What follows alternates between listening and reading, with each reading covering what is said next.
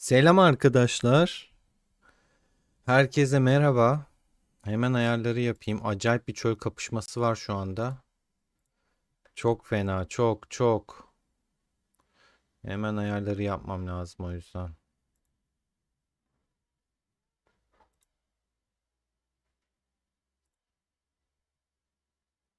O sırada katılımlar olursa savaşı izlesin. Yani bana eski günlerimi hatırlattı Krallık 88'deki. Gerçekten şu arkadaşlar 34'ü tek başına taşıyor, sırtladı götürüyor. Gerçekten fena. Bomba.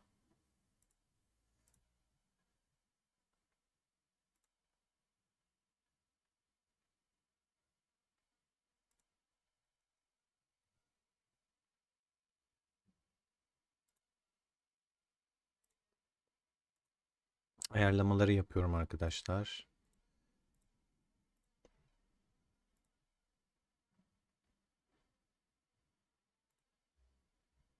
Çöl etkinliğini nasıl buldunuz bu arada? Ben bayağı beğendim işin gerçeği.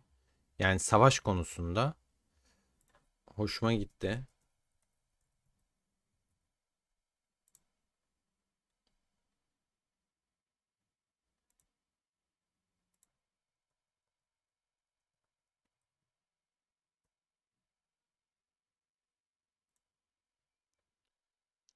Sizler nasıl buldunuz?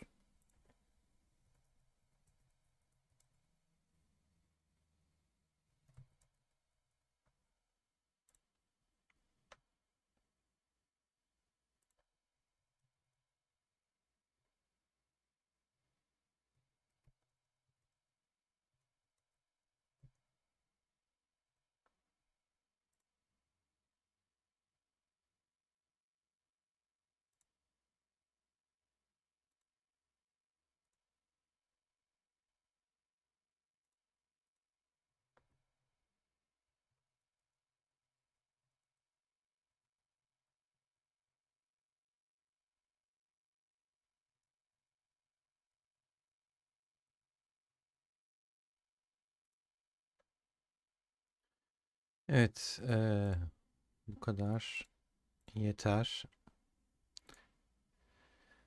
Pinksy, aleykümselam, hoş geldin. Gerçekten bu etkinlik başlangıca götürdü ya. Ben özlemişim. Şöyle güzel kapışmaları harita üstünde. Böyle hep KVK vesaire yapıyorduk da bu başka bir şey ya. Güzel yani gerçekten. Hoş. Ödülleri tartışılır ama genel anlamıyla ben beğendim. Şu arkadaş, bu arada ben size hemen hızlıca bir özet geçeyim.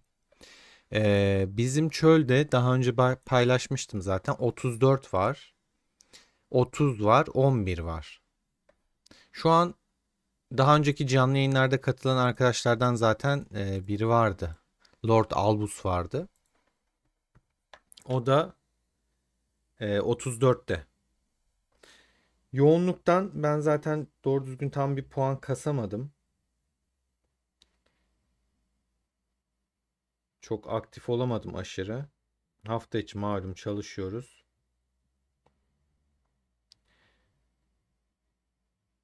Şöyle hemen bizimkileri de linki paylaşayım ki arkadaşlar izlemek isteyenler izlesin, sonra niye paylaşmadın demesinler. Kanala destek olursanız da abone olursanız da sevinirim. Hala abone olmayanlar var. Abone olmayan çok izleyici var. Bizim durumlar gördüğün gibi şu arkadaş gerçekten güzel bir savaş çıkartıyor. 26,4 milyonla birinciyiz, şu an öndeyiz. 34 ikinci sırada 25,2 milyonla. Milyar, pardon, yani milyon diyorum da milyar bu puanlar. Ee, 11'in anlaşması var. Kimseyle savaşmıyor şu anda.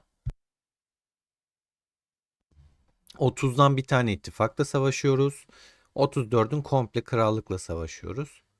Yani aslında bir nevi iki, bir buçuğa bir kişi olaraktan kapışıyoruz. Şimdi bufflarımızı basalım. Bir yandan konuşuyoruz ama destek olmak lazım. Şöyle Hafif buff'larla başlayacağım. Ana şeylere hep son güne saklayacağım. Zaten fullmüş. Takviye gönderemedim. Şimdikini de göndereceğim. Eriyecek ister istemez.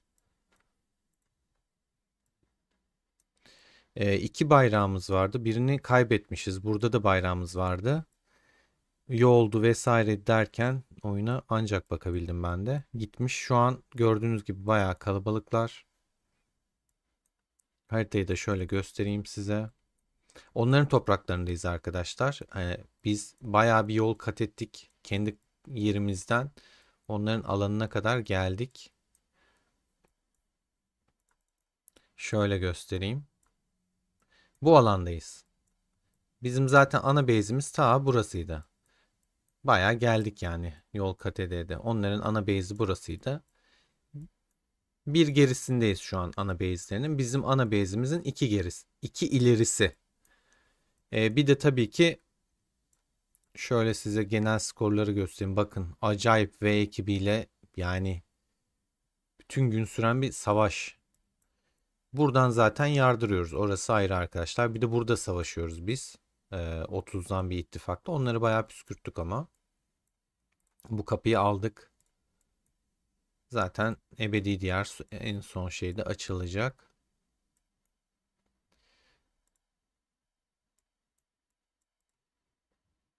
Takviye takviye takviye. Ha, Lord Albus. Bu arkadaş da Türk. Nasıl eriyor anında? Tek takviyeyle olmuyor işte. Toplu atmamız lazım. Baktığında çok zayiat veriyorum. Acayip zayiat vermişiz bu arada. 34 bu arada çok fazla Kraken'in balinası olan bir krallık arkadaşlar. Güçlü bir krallık ama dezavantajları sayıları az. Onlar acayip asker kaybetti o yüzden.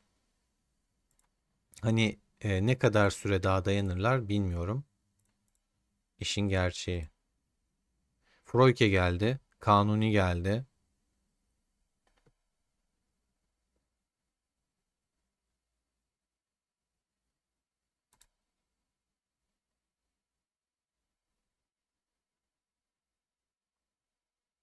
Froike kesecek bana gerek kalmadı zaten. Ha, dokunmadı. Albus'u bıraktı. Albus'u komple bana bırakmış. Dokunayım öldüreyim o zaman. Şuraya yine takviye atacağım. Etrafı temizliyor gördüğünüz gibi bizim krakenlerde. Şu arkadaşı ben çok takdir ettim. JJ Lee. Gerçekten acayip ya, tek başına çok savaş verdi. Gerçekten çok savaş verdi. Sonuna kadar övgüyü hak ediyor.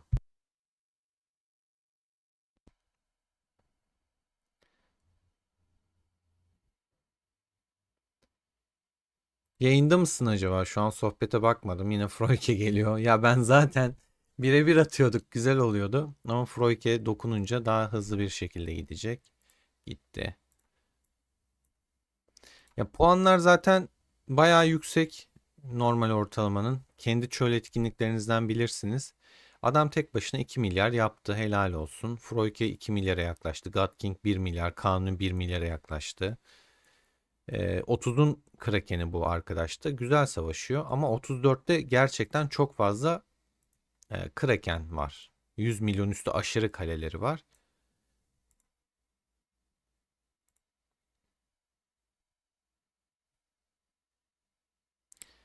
Aleykümselam Arif, hoş geldin. Siz hangi sunucularla eşleştiniz Finks'i? Senin sunucu hangisiydi?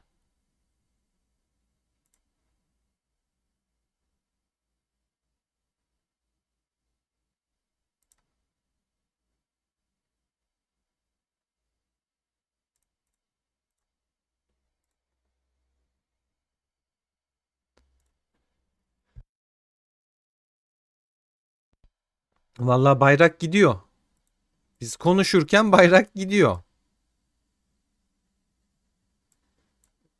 Kaç aktifimiz var bizim ya? 40 aktifimiz var. Ama şey olarak toplu atamayınca eriyor. İşin gerçeği içtima çıkartmamız lazım.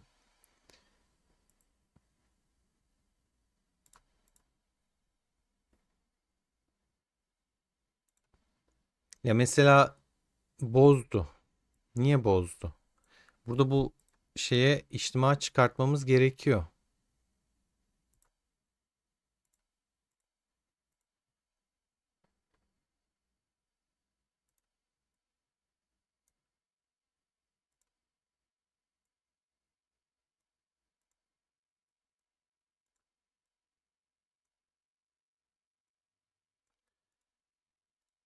Acil bize destek lazım. Bayrak gidiyor. Burada tabii ki diğer krallık gibi şey değil. Ne derler? Şeyler kasmak o kadar zor değil. Kaynak. Yani kaynaktan kastım işte ittifak fonu. O konuda iyi.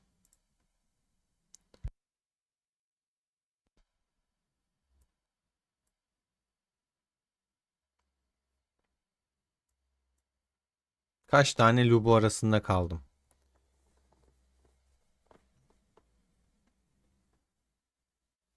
Skill'i vurup bayrağa gireceğim. En azından bayraktayken şey yapacağım. 4 tane şey var etrafımda. 34 göstereyim arkadaşlar. Güçlü bir ekibi var. Dediğim gibi krakenleri çok fazla. Bu mesela neymiş? Bu 70 milyon. Bu 59. Şuradan bakalım. 124. 242. 103. 144. 157. Froyke 303'e düştü. Adam 335 milyondu. 30 milyon gitmiş. 32 milyon gitmiş. Siz düşünün. Yani bu çöle adam mı dayanır, asker mi dayanır?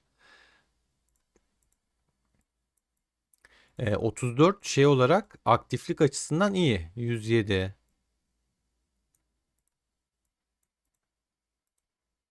Kaç tane yüzüstü gösterdim? 5-6 tane gösterdim galiba. Daha da çok var burada. Ondan fazla yüzüstü kaleleri var.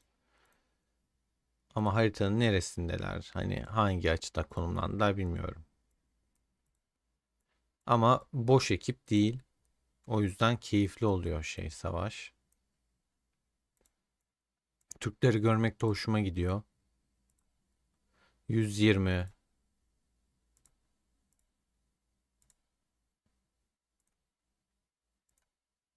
128 ve bunlar zayıflamış halleri arkadaşlar. Burada 3 gündür falan savaş var. 123 bakın. Çok fazla yüzüstü kalesi var. Ve şey değil. Birlikleri boş değil. Güzel yani. O konuda o yüzden iyiler.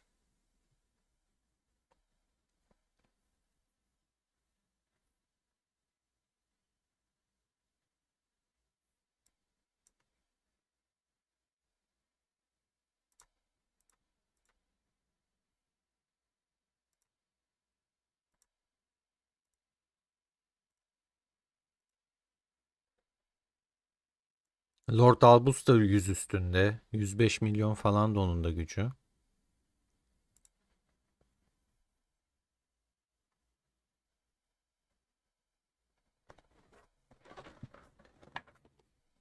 Aynen ödülleri Enes ben de sana katılıyorum. Yani kaybettiğin askere baktığında, şu aktifliğe baktığında bu etkinlik ilk gelirken de söyledim. Ödüller iyi değil. Ödüllere şey yapmayın. Etkinlik güzel bir etkinlik ama anlaşma yapmazsanız çok yıpratıcı bir etkinlik. O da ayrı bir şey. Gerçekten insanı yıpratıyor.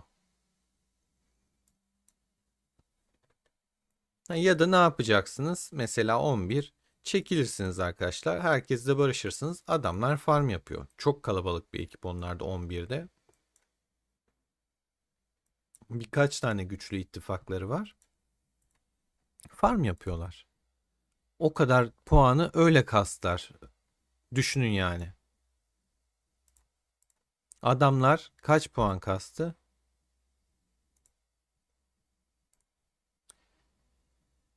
21 milyar 283 milyon puanı adamlar sadece farm yaparak kastı.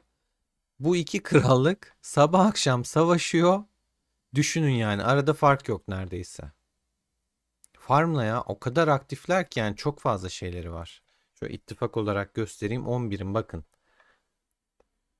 Thundercats var. Thunder Phoenix var.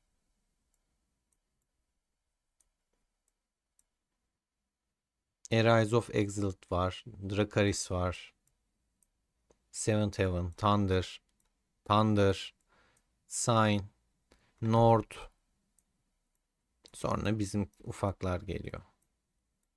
Ama aşırı kalabalık 11.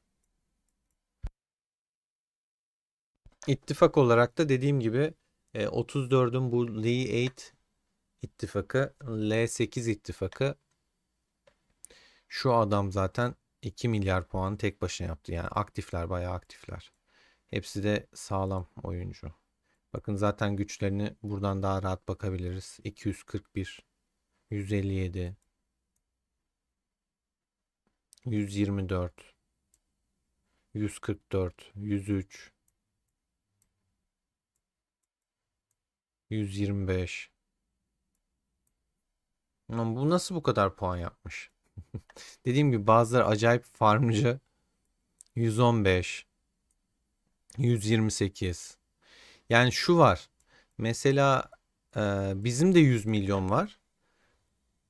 Ama birlikleri daha zayıf. Boş. Hatta şöyle göstereceğim size. Bak mesela 100 milyon üstündeydi bu adam. Ben 70 milyon gücümle bu adamı kesiyorum. Ama şu anki rakibimiz 34'tekilerin 100 milyon üstü adamları hepsi gerçekten güzel birlikler yapmışlar. Kesmesi çok zor. Öyle kesemiyorsun.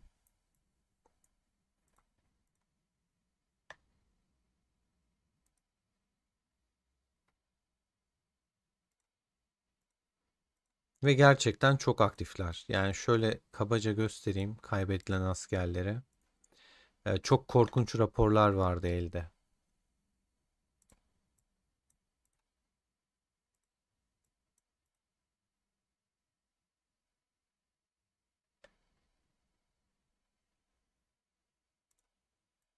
Bunlar tabii belli bir süreden sonra siliniyor, gitgide azalıyor.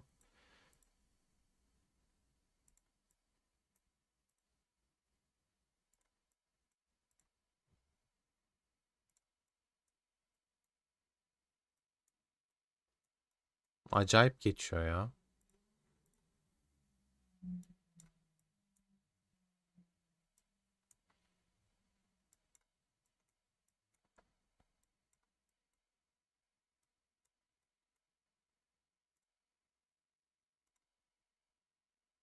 Ya şu adam gerçekten askeri de bitmiyor. Yani normalde bu etkinlikte öyle askerlerde çok dayanmıyor, kalmıyor. Şimdi zaten raporlara bakarız. Peynir ekmek gibi böyle tık tık tık gidiyor. Adam helal olsun ya. Bak iki savunma yaptık. 300k yaralı var. Yani şaka gibi. Şimdi iyileştirmem lazım. Şöyle hızlıca yapayım çünkü kapasitede 350k.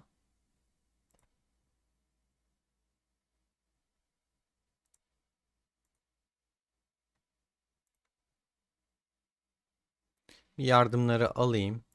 Ondan sonra basacağım.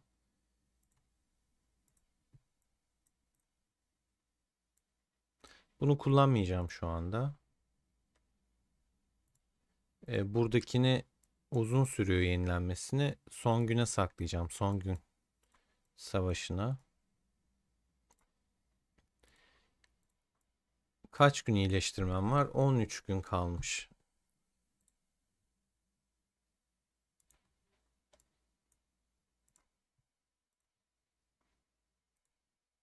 Hadi beyler yardım edin. Bak savaştayız.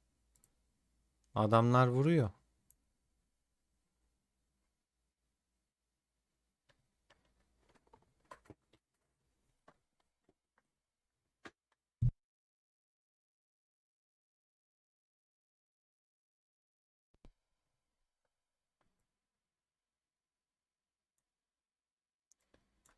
Şurayı iyileştireyim de ben açık alanda da biraz saldırıya geçeyim.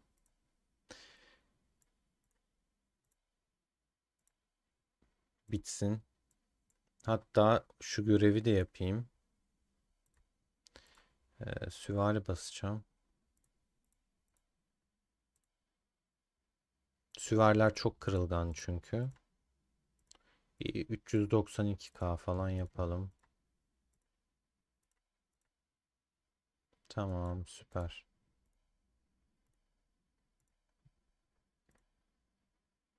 Atlara bakamadım iş yoğunluğundan, yoğun tempodan. Yani şöyle göstereyim arkadaşlar. Şu öncelikle hadi sizin şansınıza bir arama yapalım. Yani gördüğünüz gibi düdükler bile duruyor.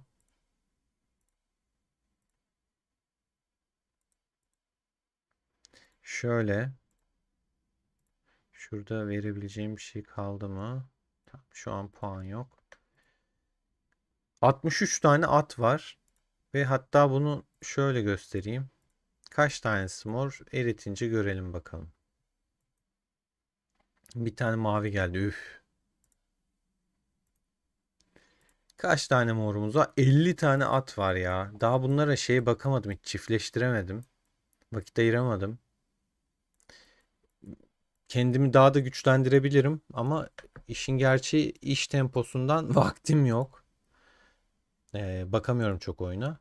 O yüzden bir güçlendirme yapamadım.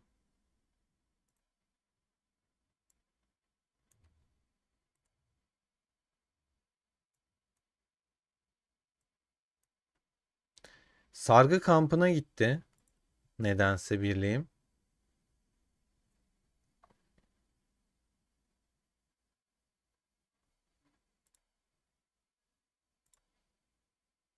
Çok dayak yedi. Bir de boş yere acayip vakit kaybettim.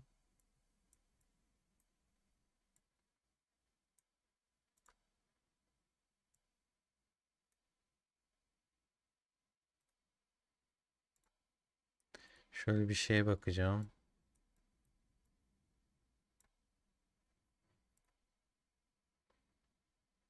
Ya counter'la vuruyor ama bu adamın 125 milyon gücü. Ömera'nın gücü 54 milyon. Bunun almasına imkan yok. Ama şöyle yaparsak benim Lubu'yla durumu biraz eşitler miyiz? Aha, Aska diye bir şey çıktı bir de arkadan. Şöyle yapalım. Aska'ya vurayım ben. Eşitliyorduk durumu.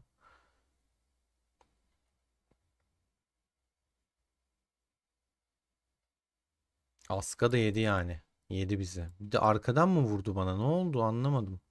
Bir anda çok hasar yedim. Rapora bakacağız zaten şimdi. Yani ben daha fazla kayıp vermişim.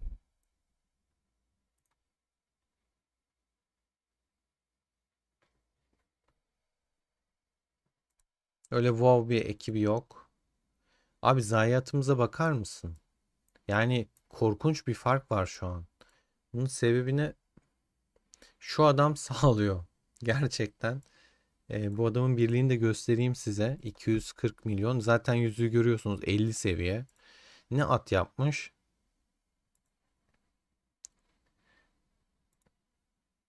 40.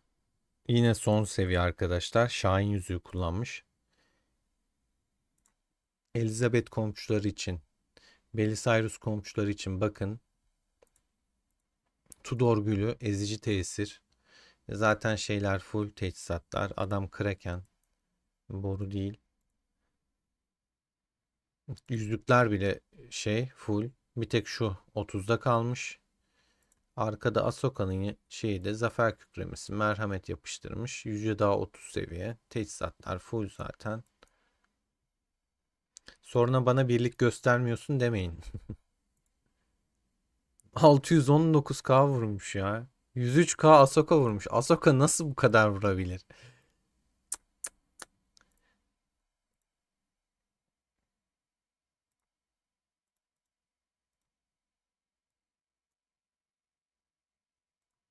Artık sargı kampına falan gidiyor saçma sapan bir şekilde. Çok zaman kaybettiriyor bana.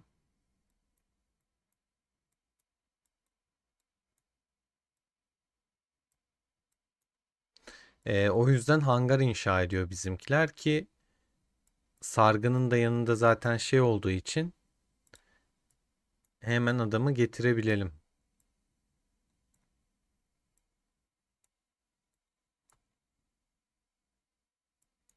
Fullenmiş.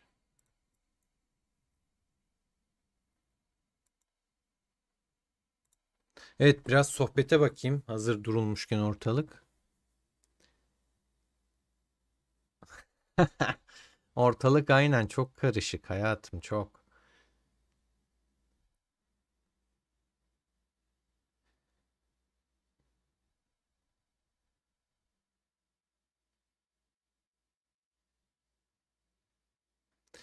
Enes, kesinlikle ya. Bu çöle var ya hiçbir şey dayanmaz. Yani birçok arkadaşım da, Kraken arkadaşım da askerlerinin kalmadığını neredeyse söylüyor. Çok ciddi götürüyor yani adamdan. İşte gördünüz, 5 dakikada hastane doldu. 350K kapasitesi var. Fullledik. Şimdi ne kadar var şu an? 55, 76, 77K. Yani hani hem kaynak hem iyileştirme çok zahmetli. Gerçekten çok fazla kaynak götürüyor bu etkinlik ama karşılığında size o ödülü, o kaynağı vermiyor. Bir keresinde şey yapmışlardı. Bir etkinlik ilk çıktığında hangisiydi hatırlamıyorum da bize sonunda şikayetlerimizden kaynaklı ne yaptılar? Hem asker basma verdiler hem de kaynak vermişlerdi hatırlarsanız. Hatta o zamanlarda şeydi, bak yine biri saldırıyor. Lubu'yu yolda kesti. Ee, Neydi? Kapasite şunu vermişlerdi. Hangisiydi hatırlamıyorum. Hangi etkinlik ilk kez olduğunda yapmışlardı hatırlayamadım ama yine öyle bir şey olabilir. Bu kesiyor galiba. Bu da beni nasıl kesecek onu da anlamıyorum. Hurk kesmiş. Karışık, Aşil, Assassin, Hurk. 3 kişi saldırmış. Buna da saldırsınlar bakalım. Daha hangar olmadı.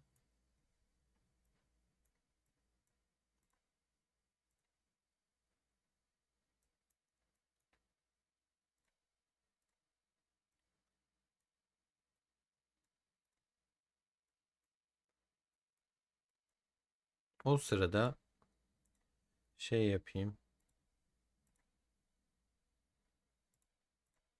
Kabile keseyim.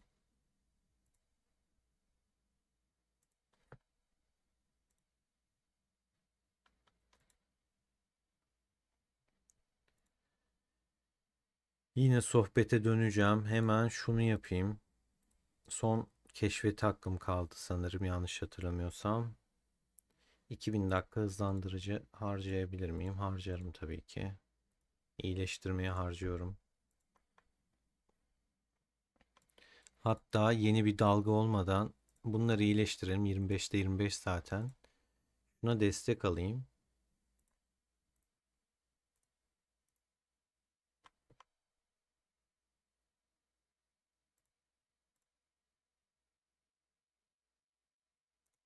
Sohbete bakayım o sırada.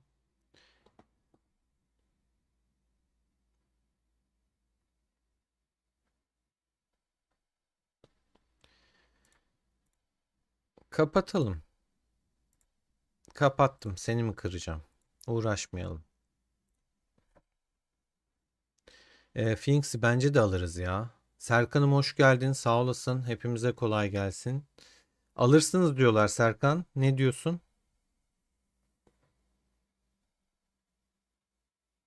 Enes, 1-2 saat olsaydı bizimkiler Zagros'un yazdığı gibi 9-10 saat sürüyor. Yani gerçekten inanılmaz uzun sürüyor. Ben o kadar aktif olamadım, yalan yok.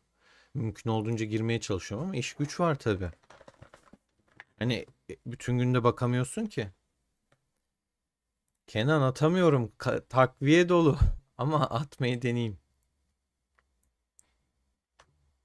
Royke mahvetti ya. Gerçekten mahvetti ya. Koca yürekli adam. Royke aktifken çok fena. Gerçekten çok fena.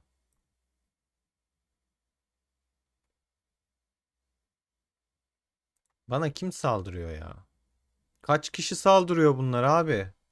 İç sürüsü gibi adamlar üşüşmüş yolda. Ben de diyorum Kiros'un canı kolay kolay gitmez. Kim saldırıyor vuruyor. O adamlar toplanmış yolumu kesmiş.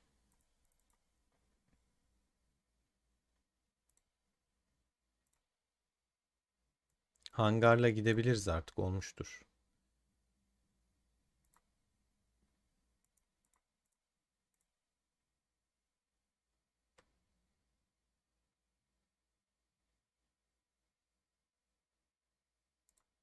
Çık baba. Hemen git baba.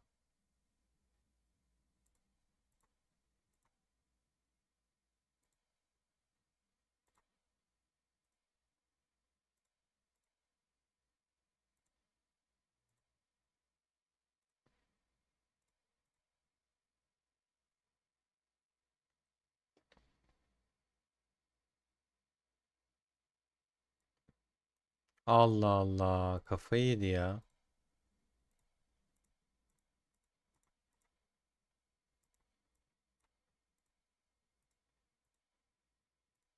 Kafayı yedi. Valla basmıyor basmıyor. Çıldırtacak beni. Savaşta olacak şeyler mi bunlar? Biz kalemize gidelim o yürüyene kadar. Az önceki Kiros'ta ne olmuş? Şunu geç. Şuydu galiba.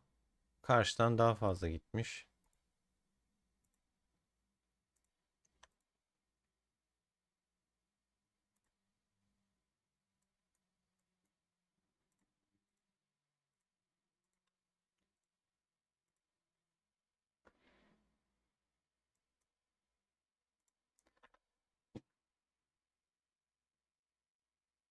Ödüller kötü ya abi. Ödül deyince canım sıkılıyor.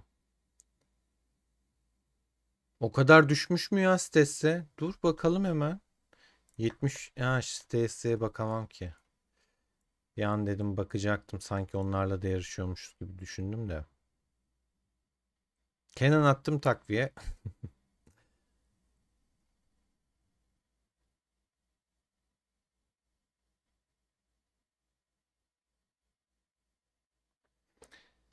Sargı odası. Yazmış zaten Serkan. Ya vallahi Serkan ben de anlamadım adamı. Onu takdir ettim bu arada. Ne diyorsun? Olabilir vallahi. 3 tane vardiya şeklinde adam kapıştırıyordur. Yapar, yapar. Bizim casuslarımız en iyisi ya. Üstüne tanımam. Stesse'nin şu an puanı 3,9 milyardı. Bu arada söyleyeyim. Onların krallıkta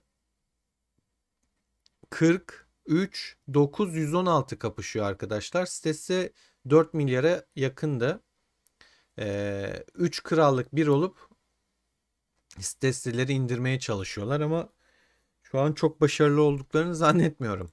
Bir tane YouTuber var Blains. Bazılarınız belki biliyordur.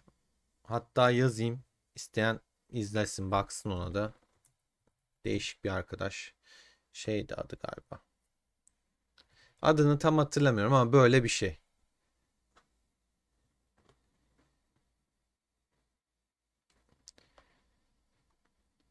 O da bir kraken. Onların krallığı da 3 yanlış hatırlamıyorsam. Adam lubuyla vuruyor bana. Şeyi kastırmamaya çalışıyor.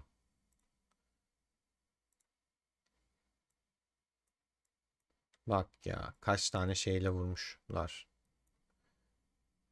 Ee, 3, 9, 116 bir olup 40'a şu an karşı savaş veriyorlar.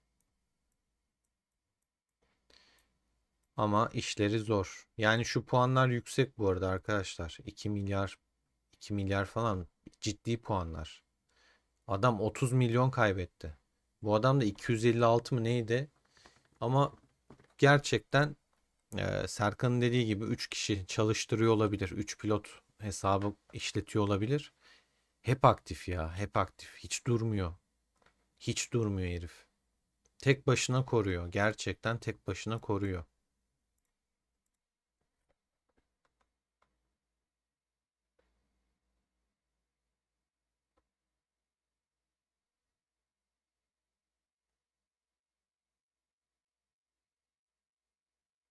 Evet, oyunda bayağı bug var ya. Bu etkinlik hani sonradan bir gelme ya. Büyük ihtimal yazılımsal hataları vardır. Senin yerini alabilir miyim be Serkan'ım?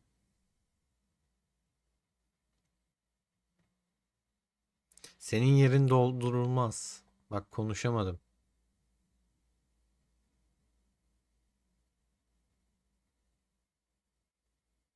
Abi bak düşün, 100M güç gitmiş diyorsun. 100M dediğin kaç milyon askeri ölmüştür ya. Biri casus atsın ona da, çok merak ettim. Kaç askeri kalmış.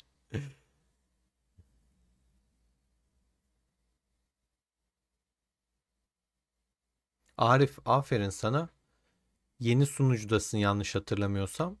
Güzel. Başlarda olman güzel, keyifli. Ama derslerini ihmal etme.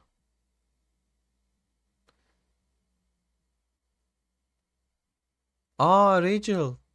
Şeydi. Doğru, senin adın değişti ya. Hep kafamı karıştırıyor. Şey diyeceğim sana. Üçü şu an sizle kapışırken ne alemdeler? İşleri çok zor gibi.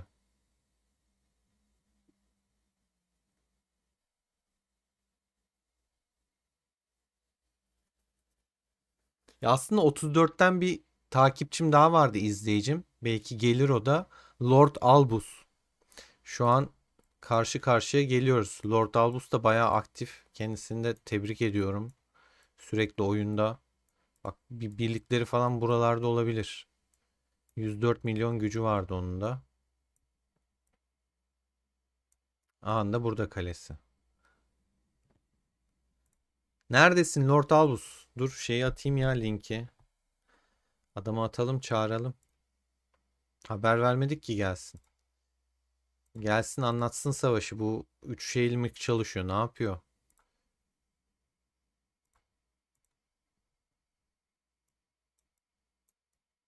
Ha, Blaine'sin bu arada, adını buradan gösterebilirdim. Ben niye yazdım? Bu arkadaşlar, bu yayıncı izleyebilirsiniz. Krallık 3. Onların da 40'la kapışıyorlar Rachel'larla.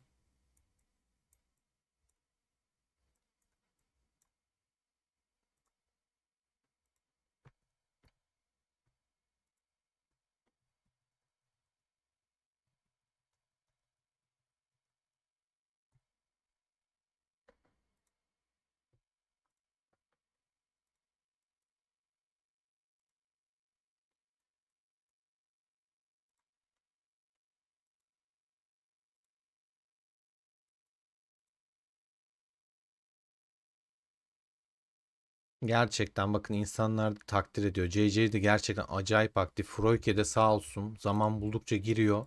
Ortalığı dağıtıyor. Gördüğünüz gibi krallığını ilan ediyor. Oturuyor.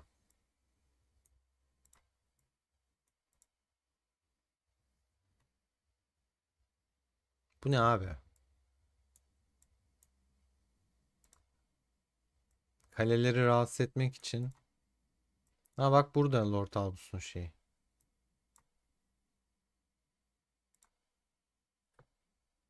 Ah, Eren.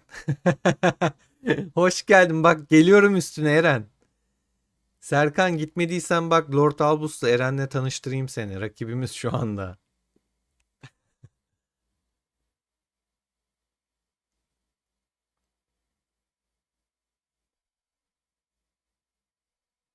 116'da da çok güçlü Türkler vardı. Çok güçlü Türkler vardı.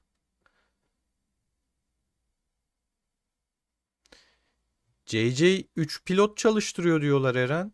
Adam 7/24 aktif pilotlu çalışıyormuş. Ne diyorsun bu konuya?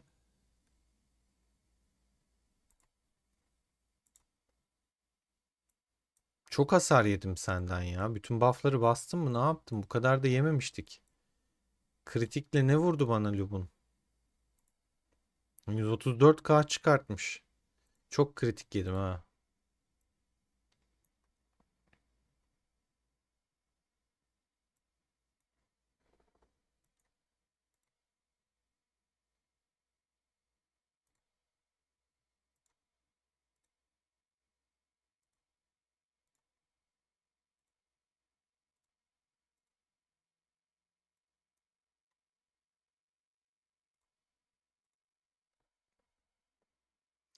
Evet, Arif'imizi dinleyelim. Like atalım, bir beğeni atalım arkadaşlar. Boş geçmeyelim.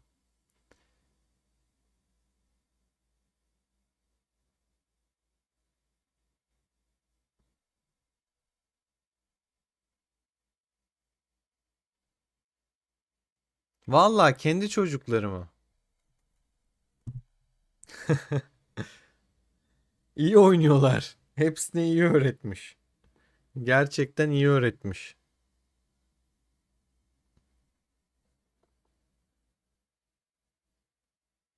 Helal olsun ya, hepsi sağlam oynuyor.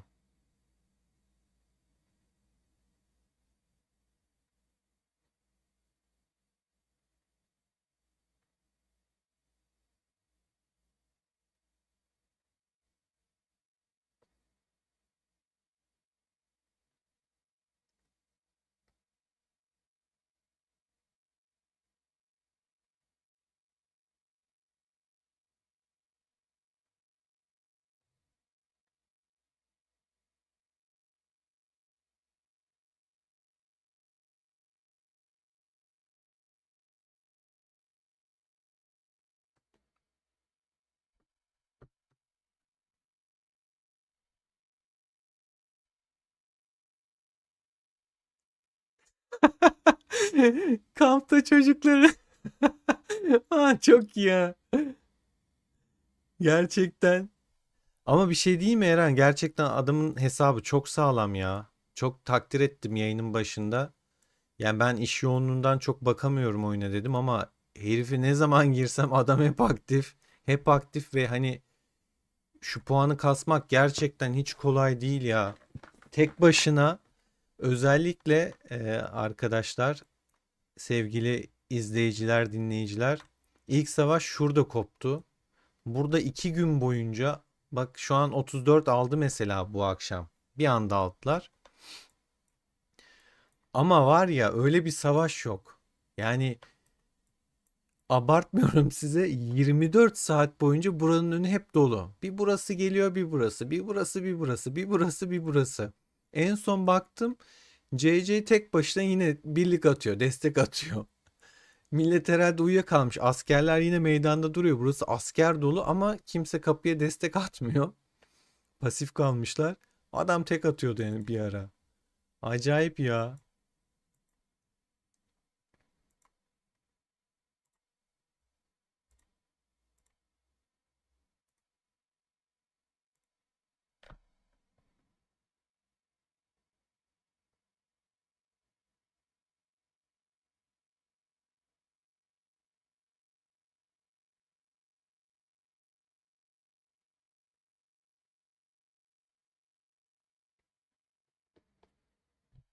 Alem, vallahi alem ya.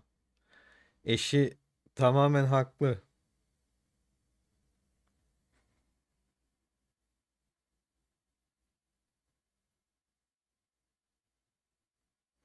Abi bu eşlerimizin bizden çektikleri nedir ya?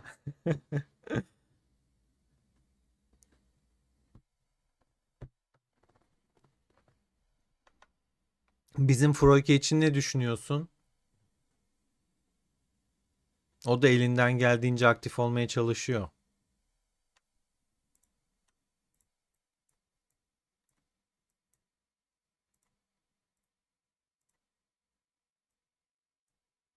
Size kısa yol göstermiştim arkadaşlar. Tık tık gideceksiniz. Bak şimdi adamın önüne çıkacağım. Bak ne kadar gerideyim.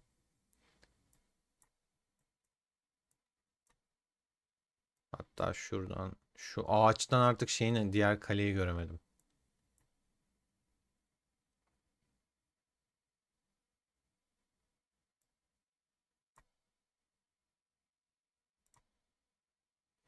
Kiros'a Kiros. O paralı askeri diğerini almış. Bende İsviçreli mızrak var. Onda diğer çeşidi var.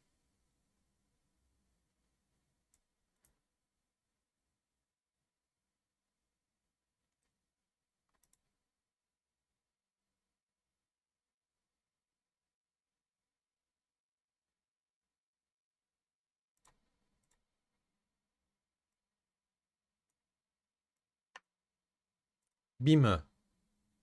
20 milyon iyi kudret kasmış. Ay, erdem kasmış.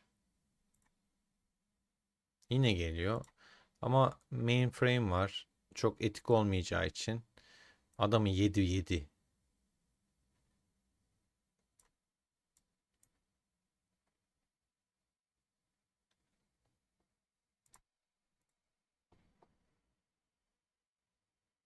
Ben de lobumu getireceğim buraya.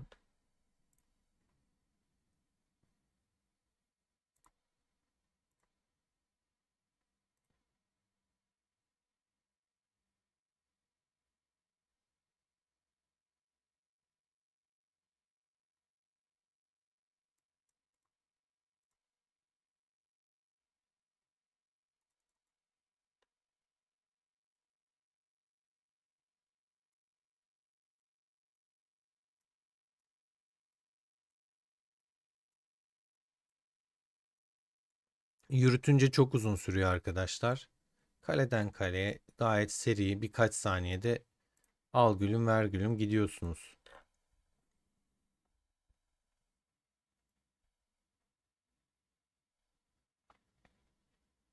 Eyvallah. Siz de bayağı aktif ve güzel savaşıyorsunuz. Yani gerçekten hatta benim beklediğimden çok daha iyi. Çok çekişmeli geçiyor. Kapılar konusunda falan ve aktifliğiniz çok çok iyi. Sizin krallık biraz daha kalabalık olsa yani çok başka seviyelere gelirmişsiniz. Görkem'de şöyle göstereyim. İkinci sıradayız. Çünkü 17 daha çok oyuncusu var bizden. Günlük puan daha fazla kasıyorlar.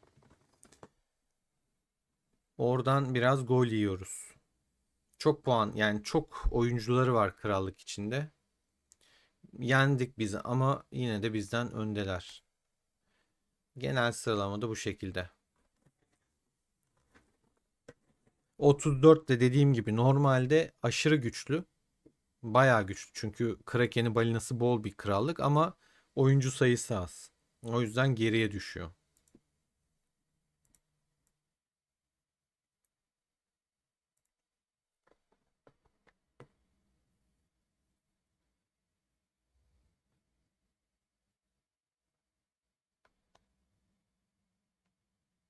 Ben de evliyim. Haha.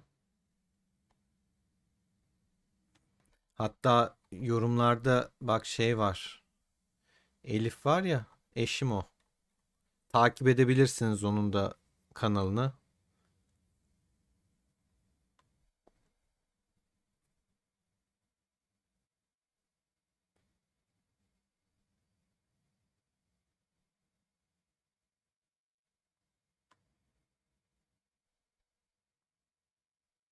Aa, güzel şansın yaver gitmiş Arif, sevindim.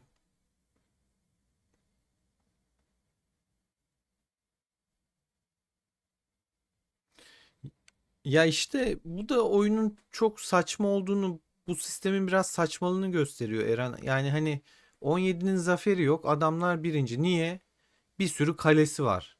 Adamlarda çok fazla krallıklarında oyuncu var. Günlük puanda deli gibi kasıyorlar. Adamlar turvadan daha çok puan kazanıyor. Bizden işte aktif sayısı 300 ise adamlarda 500. Adamlar her gün 200 kişi daha fazla puan atıyor. Fazla fark yok da yine de şeyden kaynaklı o. Biz etkinliklerde şahsi olarak çok puan kasıyoruz. Sırf bu açığı kapatmak için. Hatta şöyle göstereyim. Freuken'in puanı falan bak. Yani 390k puan yaptı adam. Daha sezonun bitmesine var. E, 34'ü zaten görüyorsun. Bak JJ burada da karşımıza çıkıyor. Adam gerçekten çok aktif, iyi oyuncu. God King var. Bak 17'de yok. Ama adamlar kalabalık. Bir tane Nuno varmış mesela şu an ilk onda.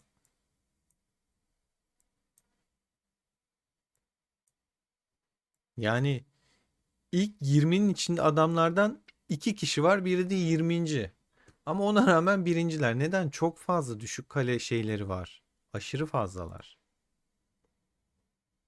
544 kilometre geride. Ama işte şey puanı için yapmam gerekiyor. Şimdi ne yapacağım? Buraya gidip geri geleceğim. Bugün çünkü dediğim gibi vaktim yoktu, pek bakamadım.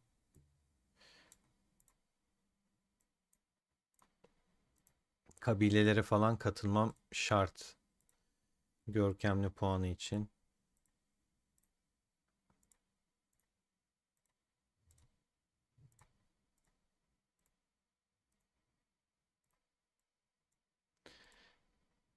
Nereden kasıyorsunuz arkadaşlar puan? Bak, daha hiç puan şey yapamadım.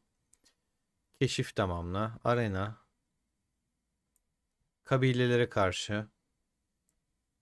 Truva. 300 puan ya Truva. Adamlarda kaç tane ittifak var? Bunu kişiyle şeyle çarp, bir de gerçekten korkunç rakamlar.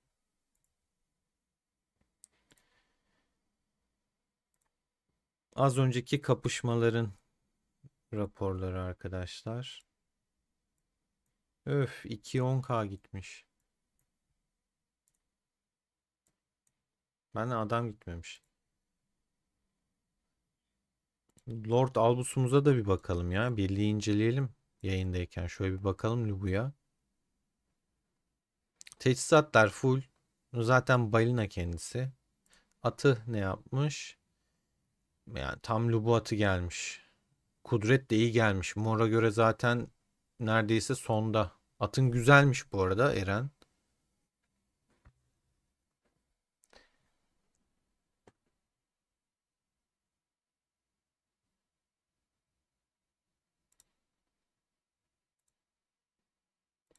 Taşlara bir bakalım. İkinci vuruş. Can. Kudret. Gördüğünüz gibi taşların zaten bazılarının seviyesi arttırılmış. Bu zaten yine yükseltilmiş taş. Normal kırmızı değil. Bu da aynı şekilde. 135 seviye kahramanlar zaten. Gece kurdu 40 seviye maksimumda gördüğünüz gibi. Tavlı çelikli eleştirel içgörü açmış. Evet, bir balina hesabı analizi yapıyoruz. Ata baktığımızda at biraz tırt ama özelliği güzel. Bir de zırhı çok iyi. Morat'ın zaten maksimum verebileceği şeyler o kadar. Atilla'da da yine fullenmiş bir ayı yüzüğü var. Mor seviye yüzük için 40 son seviye oluyor. Mor yüzük için. Teçhizatlar üçer yıldız. Can, kudret, normal saldırı verilmiş. Ata bakalım. Yine normal saldırıyı bayağı yüksek bir şekilde arttırıyor. Ama şeyi tırt yetenekleri. Evet, benim at çiftleştirmem gerekiyor aslında. Çok fazla at var elimde ve bakamadığım için de kaldı. Siz de bir iki tane çiftleştirin, belki şansınıza güzel gelir.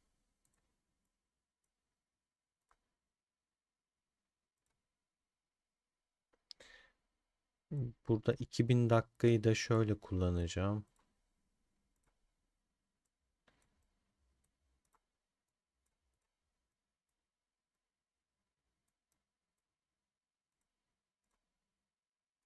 Kaç oldu? 2000 oldu. Şunu da alalım. Hakkım kalmadı diye artık şey diyorum ama bir deneyeyim. Kaynak toplayamam şu an. Para harcamak daha kolay dedim ama evet, hakkım kalmamış. Ha, vali de vardı. Zamana karşı yarışta da şey olmuştu. Valideki sıralamamızı da göstereyim arkadaşlar.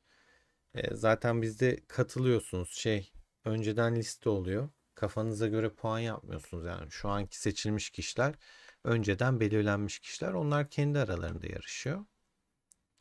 Bu şekilde şu anda. Onun dışında hani belli bir puanı geçmek yasak bizde. Bir at çiftleştirelim, şansınıza ne çıkacak ben de merak ettim. Hatta şu düdükleri de kullanayım da şey bitsin. Mavi varsa, mor geldi direkt. Of, güzel de geldi. Ata bak. Özelliği falan var mı? Bakalım.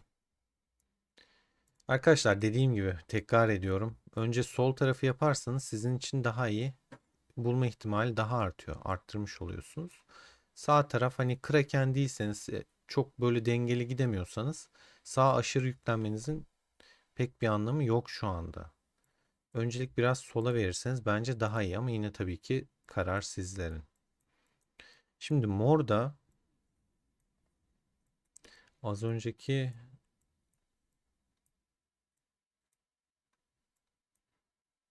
hangisiydi hatırlamıyorum. Bak o kadar çok çift özellikli de var ki.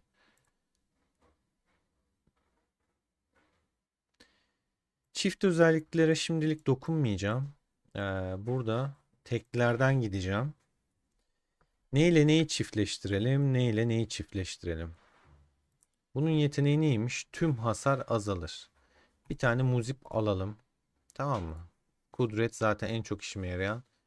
Hiçbir buff'ı yok diyor. Yani bundan bir cacık şey olmayacak. Yani atıyorum stratejiye bir şey çevirmeyecek. Yanına da şunu alalım. Ya da savunmayı da değiştirsin istemiyorum. Stratejiye çevirebilir. Bu da kalsın. Norris alalım. Korumacı. Korumacıda iyileştirme özelliği olasılık yüksek diyor. Bak %30 muzip bu yeni gelmiş. Bu yoktu yanlış hatırlamıyorsam. %30 korumacı %40 da diyor rastgele gelecek diyor. Adamlar bunu yeni getirmiş. Yoktu ya. Maksimumlar zaten burada, minimumlar da burada. Bu at yüzünden bu kaya gibi iyileştirmeye dönebilir. Şimdi göreceğiz. Sarı atımız oldu ve tüm hasar azaltma devam ediyor ama buff oranı düşmüş durumda. Gayet de güzel oldu. Zırha bak 15.4. Güzel at oldu. Şansınıza güzel geldi gerçekten.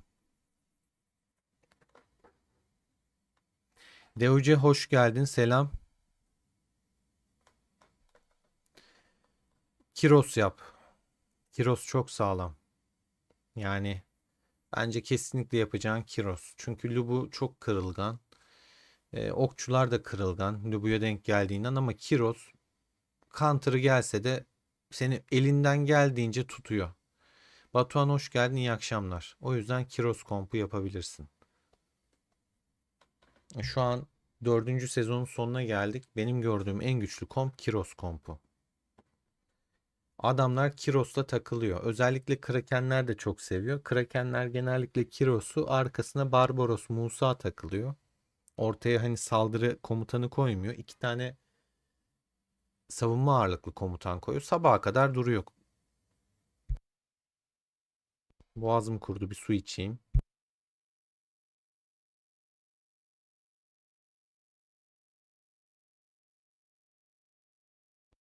Yok Arif duymadım 266'yı.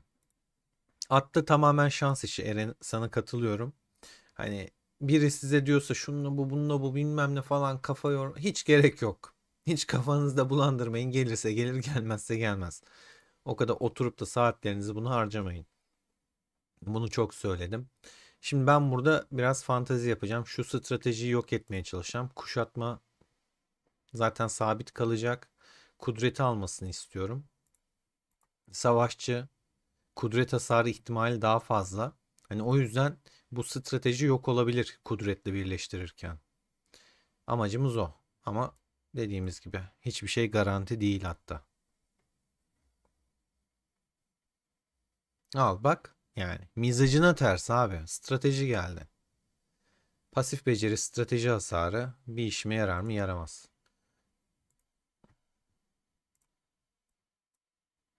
Bunu da deneyelim.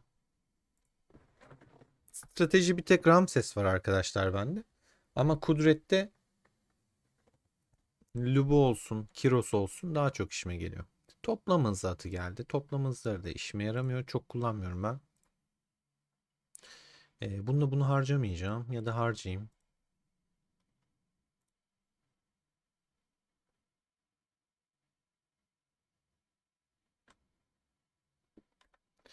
İşte Lubular sonrasında çok düşüyor. Çok kırılgan oluyor. Ani hasarı çok yüksek ama bir Kiros da denk geldiğinde kağıt gibi gidiyor öyle söyleyeyim sana. Kağıt gibi bak hiç abartmıyorum kağıt gibi gidiyor.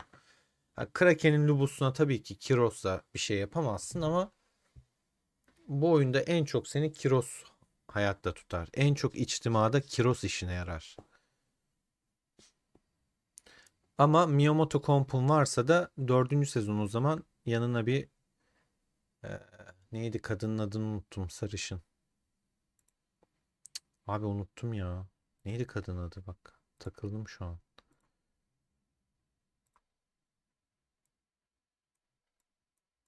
Neredesin? Ha, Lagerta. Lagerta al. Dördüncü sezon.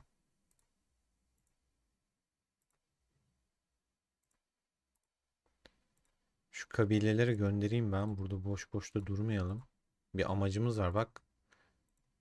Geliyor sefer. Ben de bir açayım kabile de hızlı kalsın.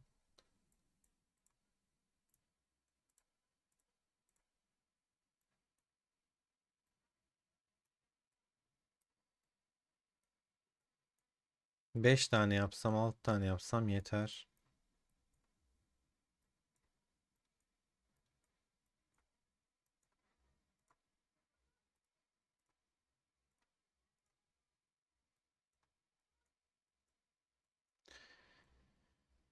Nerede kabile yok be meydanda.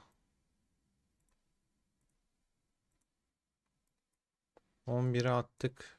Bu da uzakmış. Hadi şu 11'e de. Şu 10 daha yakın. Neyse. Hadi şu olsun.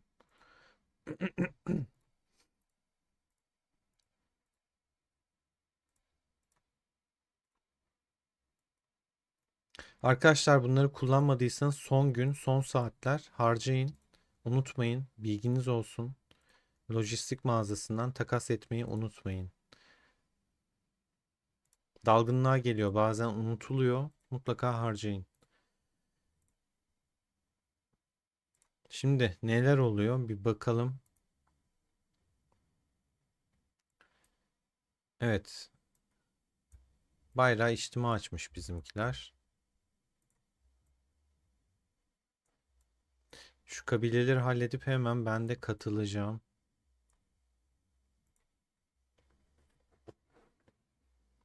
Geleceğim Mehmet Ali. Valla şu şeyi yapayım da.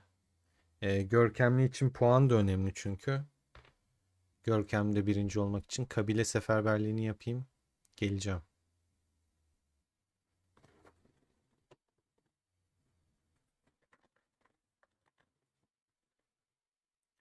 Şöyle yol göstermesi açısından sana şunu açayım. Eğiticimizi açalım.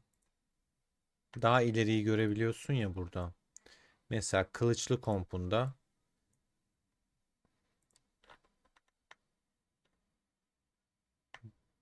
burada bunu öneriyor ama Konstantin ben sana önermiyorum. Buna hiç para harcama, sakın harcama. Şu kılıçlı kompu güçlü bu arada. Ama başına işte sen Miyamoto koyacaksın bunun yerine. Ortaya Sultan Mehmet'i koyarsın. Üçüncü sezon geliyor bu da. Bu da daha gelmemiştir sana. Geldiyse de alabilirsin. Çünkü hem okta hem kılıçta iş yapıyor yani. Kılıçta kullanmasan ileride okta kullanırsın. Ama Ramses gideceksen Ramses'i kılıç yapmayacaksın o zaman. Ok yapacaksın diye düşünüyorum. Çünkü Miyamoto'ya yatırım yapmışsın. O yüzden ok olaraktan savaşçı kompuna gitmeyeceğin için sadece kılıç olarak elinde kalır bu sefer Mehmet.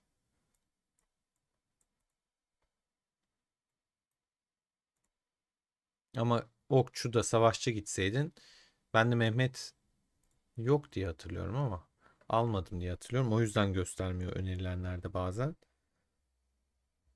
Bu kompu çok kullanan var ama şunu daha çok kullanan var. Ama esas burada Mehmetli, Atilalı kullanan da var. Ama Lubu'ya kullanıyorsan falan o kadar çok varyasyon var ki say say bitmez.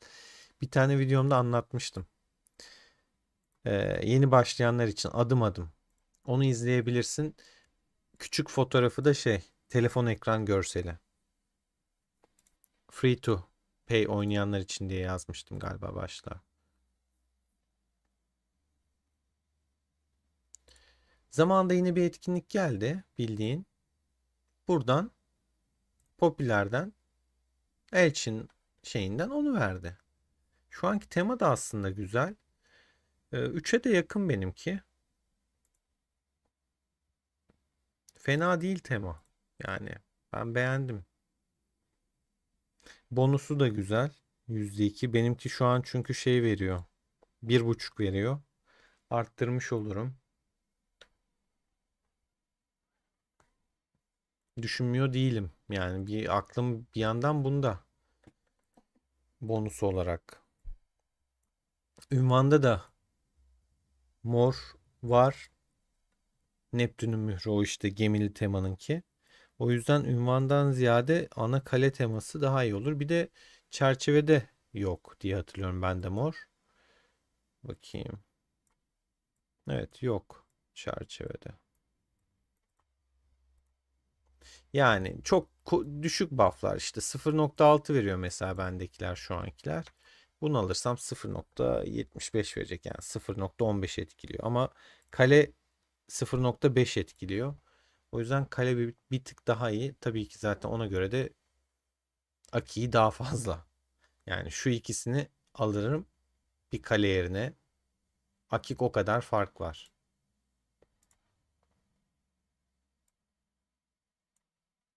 Hadi ya şunlar bitsin. Hemen gideyim. Bak adamlar yayına gelip taciz ediyor. Utku gel diyor. Kızıyorlar bana.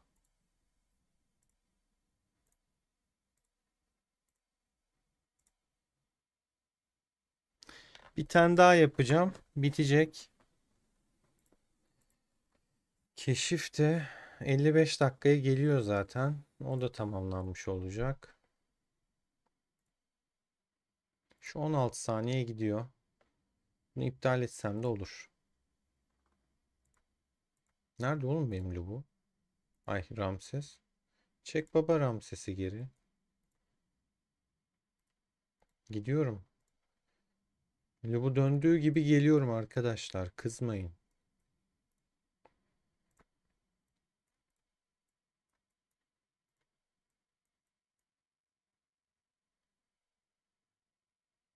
O sırada hemen bir binekle çiftleştireyim. Kaç saniyemiz var? 30 saniye. Çiftleştiremedik. Ekrana bu çıktı buna bastık.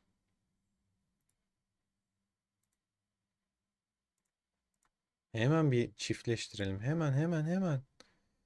Güzel bir at ver. Kudret kudret. İyileştirme var. Bunda da pasif beceri strateji. İnşallah şu yok olacak. Hop.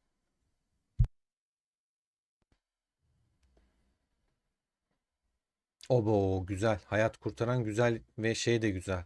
Mesela bunu Musa'ya falan verebilirim. Ama şimdi uğraşamayacağım. Yani hemen ışınlanalım. Gidelim bayrağa. İçtima gitmiş. Biz gidene kadar içtima gitti.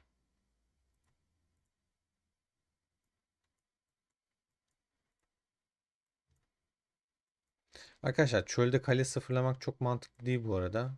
Bilmeyenler için söyleyeyim. Buff oranı var. Savunma buff'ı var. Göstereceğim. Bazılarınız dikkat etmemiş olabilir. Bakın.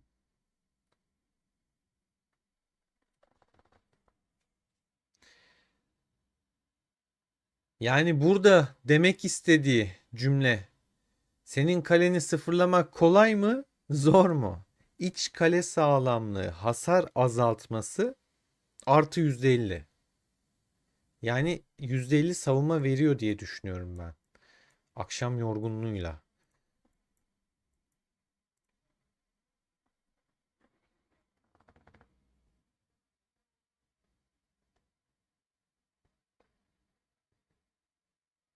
Pasif beceri ne ama? Strateji hasarı mı, kudret hasarı mı çıktı?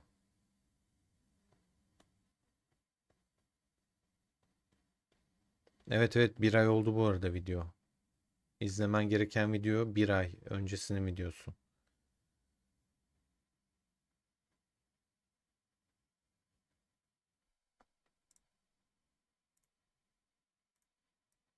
Rally falan kalmadı. Biz gelene kadar gitti. Abi adamlar savaşçı ya. Gerçekten savaşçı bu adamlar ya. Adamlara bak. Erdem Erdem deyince Bak yine unutacaktım. Şuradan harcayayım. Her gün harcıyorum. Unutuyorum sonra boş yere gidecek.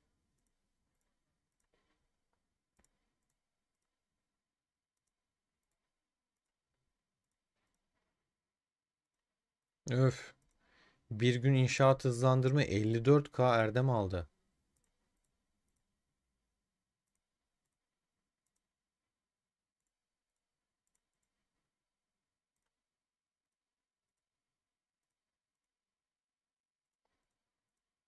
Bir milyon kaynaktan değerli dedi yani uzun lafın kısası. Son etkinliği bu arada daha önce yaşamıştık zaten. Onunla ilgili video çekmedim. Şanslı çanta vesaire. Ben o etkinliği çok beğeniyorum. Alım için de güzel fırsat. Babacım bir artık dur ya. Bir gezme artık. Gir kaleni biraz yat dinlen uyu bak. Uyu. Hala geziyor adam ortalıkta ya. Bak hala şey kasıyor fon kasıyor.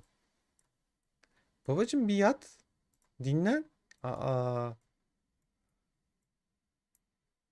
nasıl bir oyun aşkı bu ya? Bir de farm'a göndermiş. Farm yapıyor orada. Bak bak. Kafa atan varsa geçmiş olsun şimdiden. Bu adamı kafa atmayın.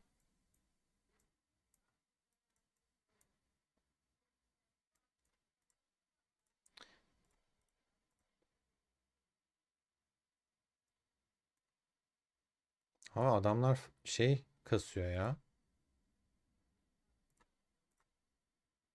Niye Ramses gönderiyorum ki? Vazgeçtim Ramses göndermeyeceğim. Ramses'i oraya çekeyim.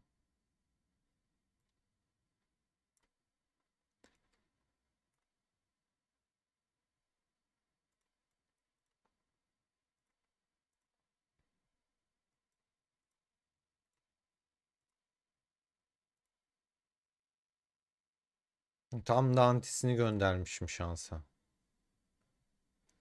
Geçmiş olsun.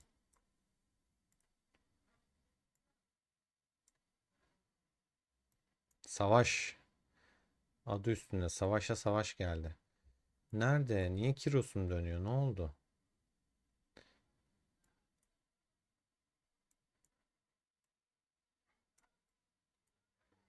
Buradan onu destek attık.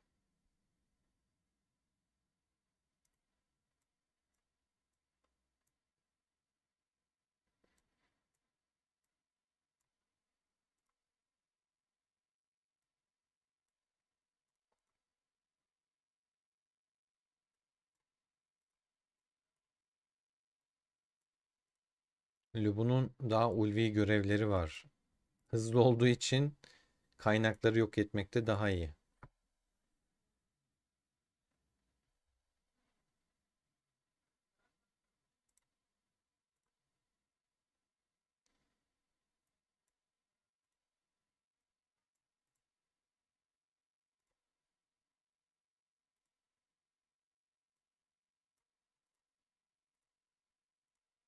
Ya ne güzel şöyle var ya oynamayı özlemişim ya.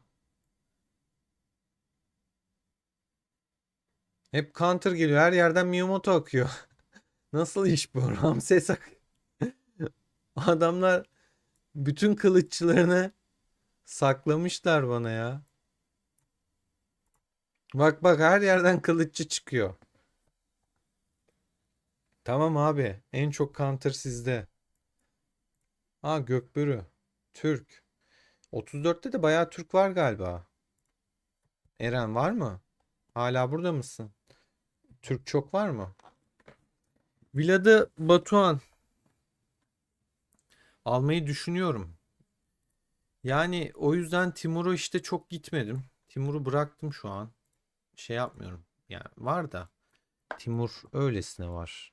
Nerede Timur? Şu Barbaros'u fullleyebilirim. Timur'un kafası da var. Bak 14 tane varmış. Bir yıldız yapıp şey yapabiliriz de yok yani hani şeye göre bakacağım. Zaten 5 yıldız yaparım. İstediğim bir tane olsa çarkla beraber rahat bir şekilde ama Dediğim gibi villada bir test etmek lazım. Abi adamlar test server yapıyor. Giriyorum test server'a. Gelecek kahramanları koymuyorlar. Ya şaka mı bu yani? Hani test ettirmiyor adam bana ya. Komik. Değişik. Bazı konularda gerçekten oyunun şeyini anlamak zor. Düşünce yapısını. Denetmeyeceksen abisi ben neye göre yatırım yapayım? Neyi alayım yani? Hani boş boş harcama mı istiyorsun? Ne istiyorsun? Gel okçu okçu kapıştıracağım gel.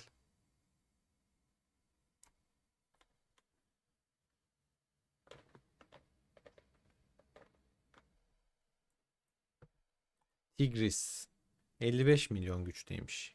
Kötü değil.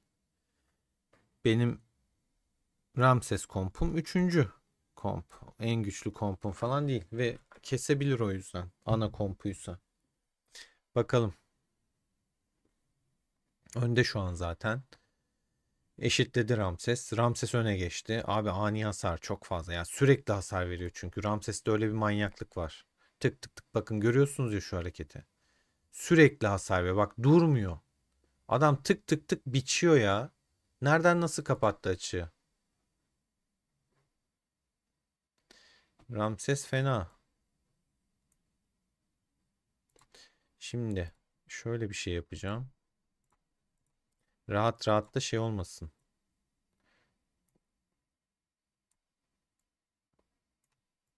Ne derler? Fon kasılmasın.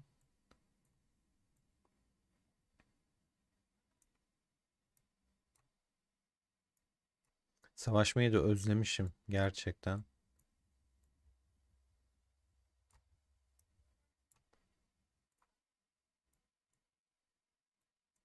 Ha Dark Blaze geldi. Lubu'ya Lubu.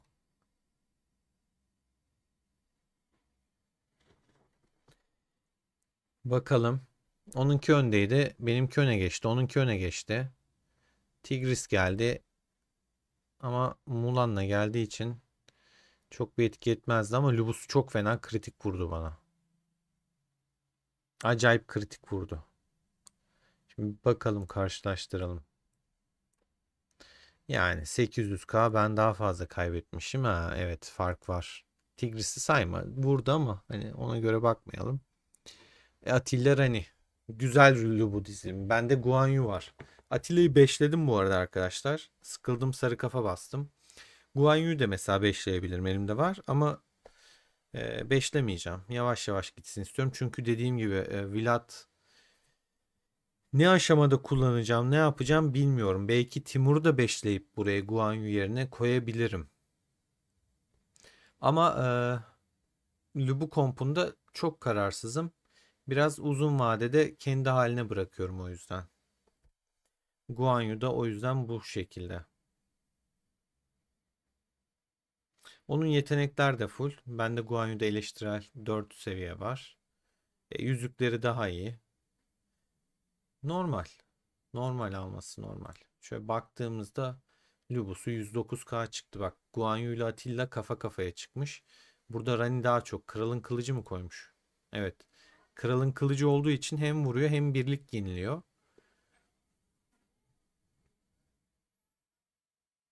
Bak 9 saniyede bir kez hasar veriyor. Tüm kahramanların hasarı da %46 ihtimal neredeyse yarı yarıya 3 saniye %30 artıyor. İşte Lubus'una vurduysa bu tık tık tık ani hasarları çıktı. Tabi bir de şu da var. Bu adam daha güçlü bir adam. Kahramanları da 125 seviye gördüğünüz gibi yani hani benden daha üstün biri aslında güç olarak araştırma olarak. Bu da Ramses'le Mulan kapışması. Bak sana dediğim tarzda şey koymuş. Fatih Sultan Mehmet almış ama Belarus'u yok. Arkaya Atilla koymuş. Kötü bir dizilim değil. Ama hani bunun taşları sarı. Yüzük 20 şaşalı. Güzel. Binek boş. Kötü bir binek. Özelliği de böyle şey değil. Sakin su takmış. Teçhizatlar yine sarı şeyi. Taşlar, yetenekler full değil. Ama benim Ramses kompu da 3. komp olduğu için böyle dört dörtlük değil. Üçüncü kompum. Yetenekler ikişer seviye. Teçhizatlar 80 ve 3 yıldız. Şu 3 yıldız olmamış. Kalmış. Yüzük 20 seviye. Şarlemagne bu şekilde yetenekleri zaten olması şey. Bir tane sarı taşım var. Atım bu. Ramses'in atını da göstereyim. Ramses'inki bu.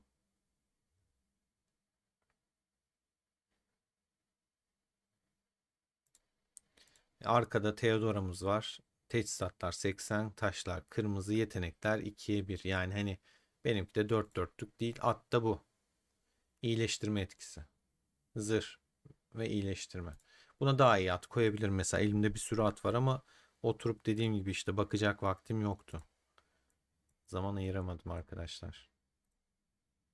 Lord Albus'la kapışmaya bakalım. Abo. Deader'dan gitmiştir. Lord'dan gitmemiştir bu ya.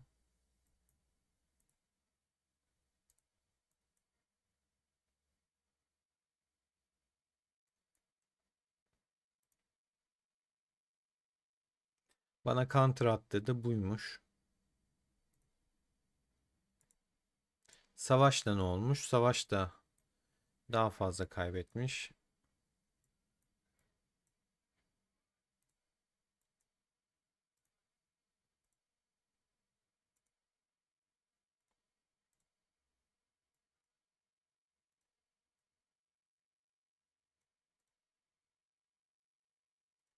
Önüme park etmiş. Var mıydı bu?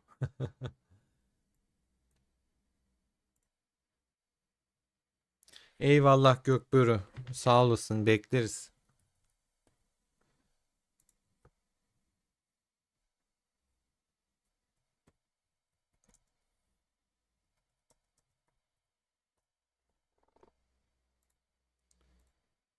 Türkleri görmek beni mutlu ediyor.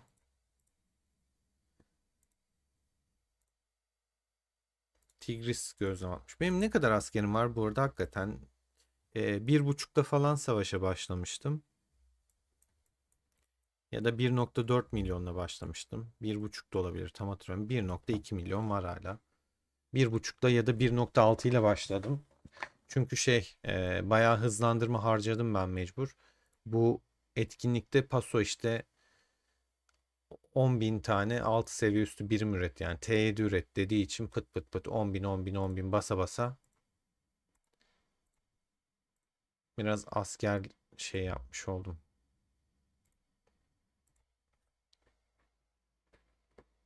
Strateji pasif sendeki komplara göre değişir. Çok nadir yani. Hani o kadar az kahraman var ki öyle.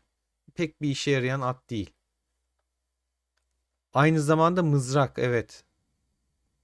Batuhan mızrak. Bende de ikisine birden yarıyor işte o yüzden. Lubu kompuma da yarıyor.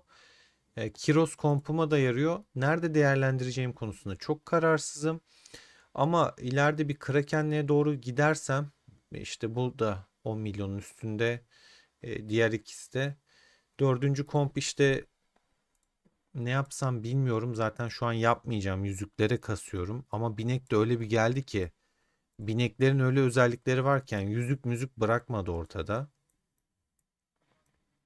Çok ciddi buff'ları var bunların. Mesela şunu da birleştirelim. Şunu birleştireyim. İyileştirme ve tahkimat. İnşallah şurada savunma gelir strateji yerine. Güzel ama strateji kaldı. Pasif beceri hasarını 2,4 azaltıyor. Yani neye yarar bu? Kiros'a karşı güzel bir at. Atıyorum Lubu'ya verirsin. Yani Lubu'nun arkasına Atilla'ya verirsin mesela. Counter'ından pasif beceri hasarı yemesinin önüne geçersin ama 2,4. Kullanır mıyım? Kullanmam bu arada. Toplama özelliği. Şuradan bakınca anlıyorum. Şunu da birleştirelim. Stratejiyle stratejiyi birleştirelim. Biraz da Ramses kompuna yönelik. Güzel ama oranı düşük. Daha iyi oranlar var. Şöyle boşlardan gidelim. Şunlardan bir şeyler çıkartmaya çalışalım.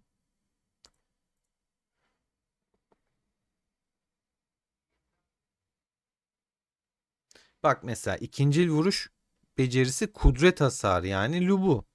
Burada strateji yazıyorsa bunu Lubu'ya kullanmayacaksın.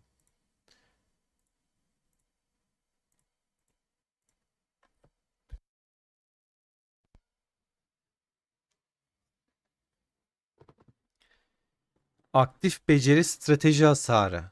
Bu ne demek? Bu da Ramses demek.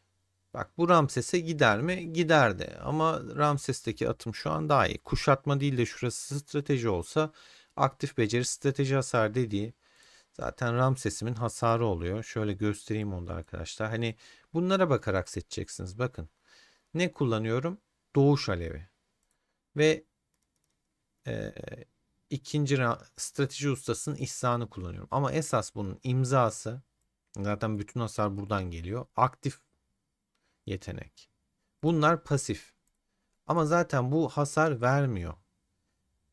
Aktif beceri etkinleştirme ihtimalini arttırıyor ve stratejisini arttırıyor. Yani bufflıyor. Bu da yine aynı şekilde arttırıyor. Her şey bu yeteneğe yatırım yapıyor. Senin az önceki atında aktif becerisi strateji hasarını arttıran demek bu yeteneği daha da besleyecek demek ve coşturacaksın demek.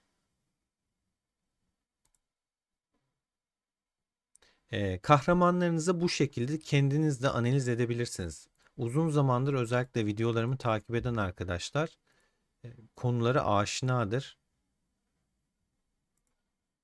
Ya şeyi mi kaçırdım ben? Bak şimdi kaçırdım falan diyorlar. Şurada puan kasamam.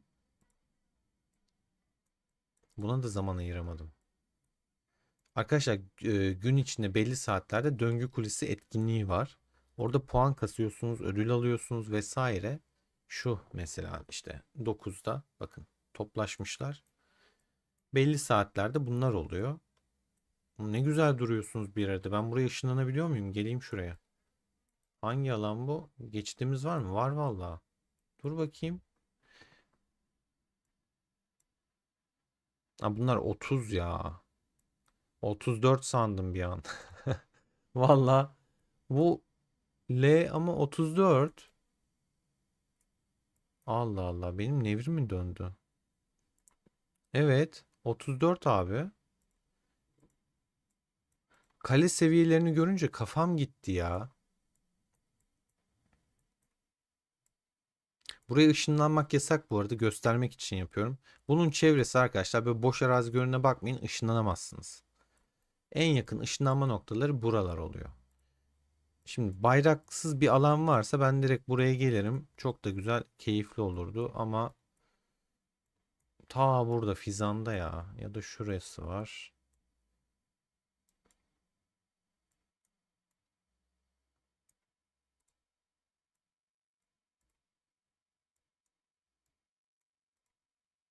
Evet biraz eğlenelim tabii ki.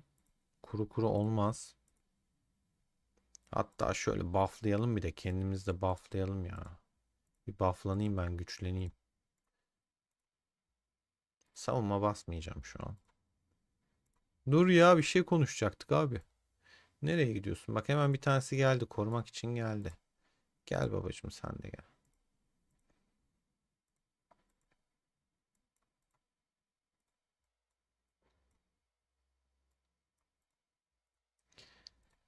Şuradan biraz kaynaklara salça olayım.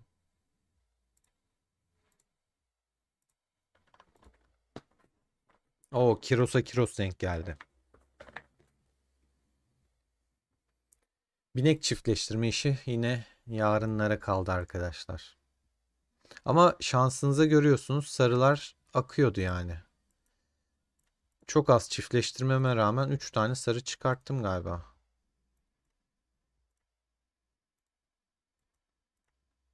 Ramses'in şu görsel efekti çok hoşuma gidiyor. İşte sürekli hasar veriyor. Adam çılgın ya.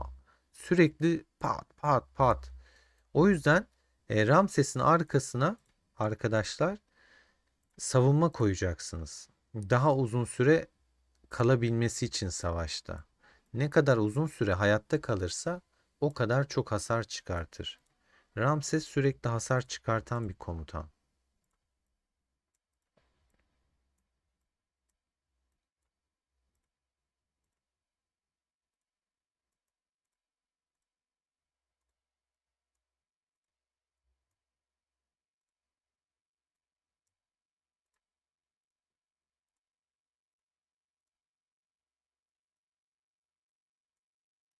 Doktor bu ne? Doktor bu ne? Ayrıl. Sen de ayrıl. Şeye gideceğim. İleriye gideceğim. Gel baba. Sen değil ya. Sen dön. İstemiyorum seni. Sen gel.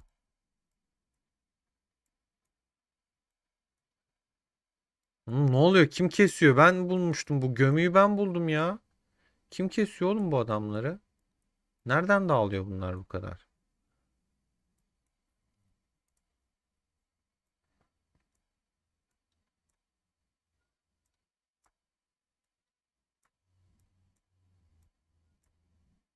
Bakın ne kadar çok Kiros var.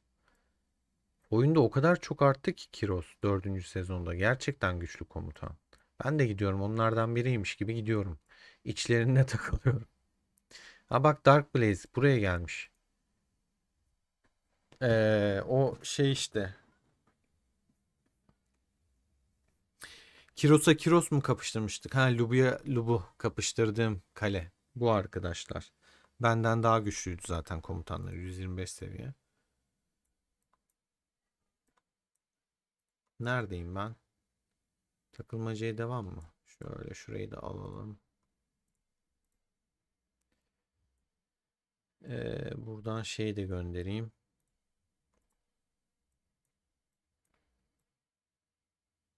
Abi ben de sizden biriyim ya. Çaktırmayın. Devam. Şuradan şunu da yağmala. Yani Lubu süvari olduğu için daha hızlı. Hoşuma gidiyor o yüzden.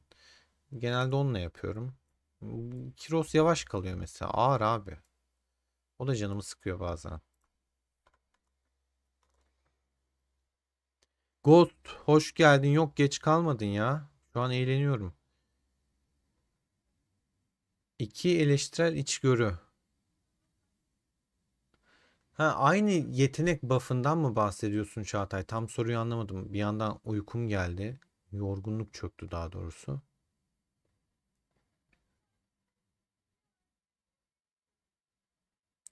Lubo Atilla Rani iş yapar tabii ki zaten iyi bir dizilim. Miyamoto Trip Lagerta iş yapar Arif. Güzel dizilim. İkisi de güzel. Ama çok yatırım ister.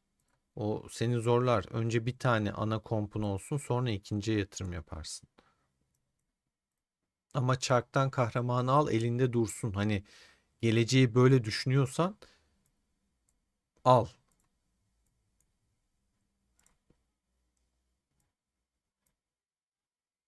Ben şuralara gideyim bir takılayım bakayım. Bak bana geliyor. Kim geliyor? Miyamoto ile geliyor.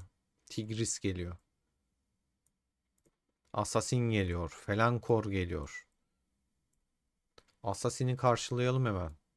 Hatta şöyle yapayım. Kek gibi arkadaşlar bu adamı vuracaksanız böyle tutmanıza da gerek yok. Yolu gideceği yol belli olduğunda onun önünü kesmeye çalışın. Ben mesela geleceğim şu an Felankor'a da vuracağım. Ama o Assassin'in kalesine girecek büyük ihtimal.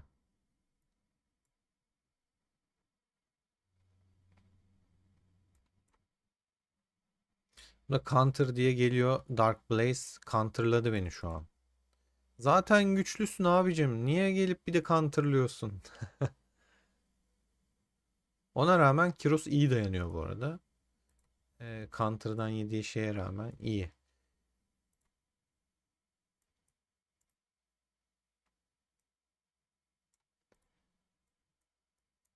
Truva başlamış.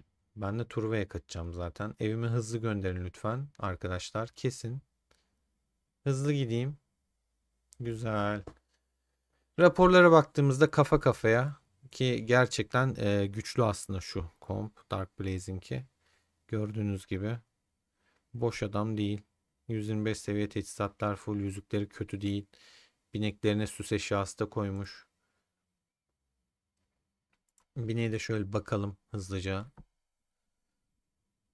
Turva'ya gitmem lazım çünkü ondan sonra. Kuşatma şehir. Açık arazide bir işe yaramaz. Özellik yok. Önemli kompu değil zaten. Bu adamın lubusu güçlüydü. Bak 5K yemiş ya Counter'la. O kadar fark ediyor. Yani güçlü olmamasına rağmen 5K yemiş. Dur şu Turbo'ya gideyim göstereyim yani 5K yediği Kiros kompunu da görün. Eşya bakımından şey bakımından kıyasladığında çok fark var. Ama ona rağmen yemiş işte counter avantajı. Bu dolmuş. Hadi babacım hadi. Ne bu? Şey bunu şöyle yapalım. Şimdilik bu olsun.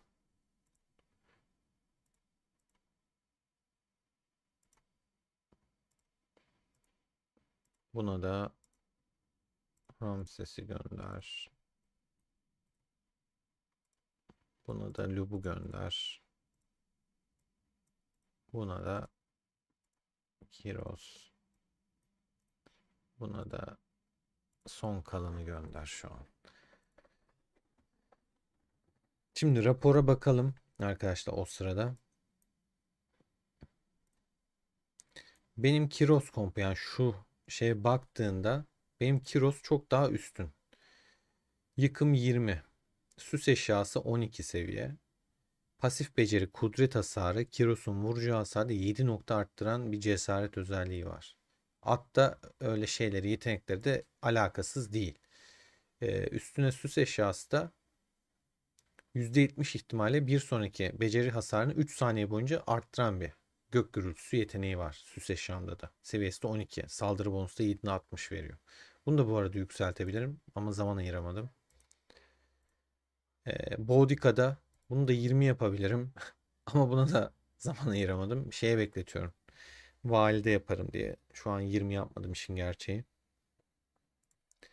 Ata baktığında aldığı hasarı normal saldırı hasarını %4 azaltıyor ve kudret 13,5 veriyor. Süs eşyası 2 seviye. Şey değil. Muhafız düzeni yeteneği var. Zırh arttırıcı. Musa'da yine sarı bir at var. Teçhizatlar burada 3,1 yıldız zaten hepsi. Taşlar kırmızı. Bunda 2 tane 4 yıldız. 2 tane de 3,1 yıldız var. Buna değinmiyorum. Yüzük 24'lük bir yaban domuzu var. Mansa'da. Paladin var atta. Zırh veriyor arkadaşlar. Ve kudret hasarını 2,4 azaltıyor. Ee, Kalkan level 5 seviye 5 takılı. Savunma bonusu veriyor yani. Gök gürültüsü yeteneği yine var. Ben daha önceki videomda bahsetmiştim arkadaşlar. Buradaki yetenekleri beğenmeyince bozuyorum. Yeni eşya yapıyorum. Süs eşyası yapıyorum. Ama malzemenin yarısını iade alıyorsunuz. Bilginiz olsun. Tamamını iade etmiyor. Nereden geldi ya bu ödül? Savaşçı ha deneme olsun. Bunu da mı kaçırdım ya abi? İki eğlenmeye gittik. Bak neler kaçırdım arkadaşlar ya. Şurada 100 milyon puan bile yapamadım daha. Vakit ayıramadım ki işte. Geldim sizlerle yapayım dedim. Yapmışım gerçi. Bir anda 30 milyon puan kasmışım. Pardon 40 milyon. Olmuş biraz. Birazcık zaman ayırınca demek ki değişiyor.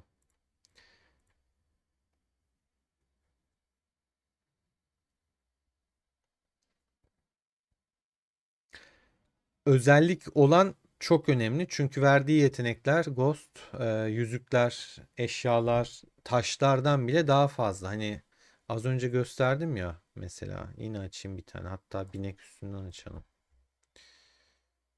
Normal saldırıyı %4 azaltıyor bak.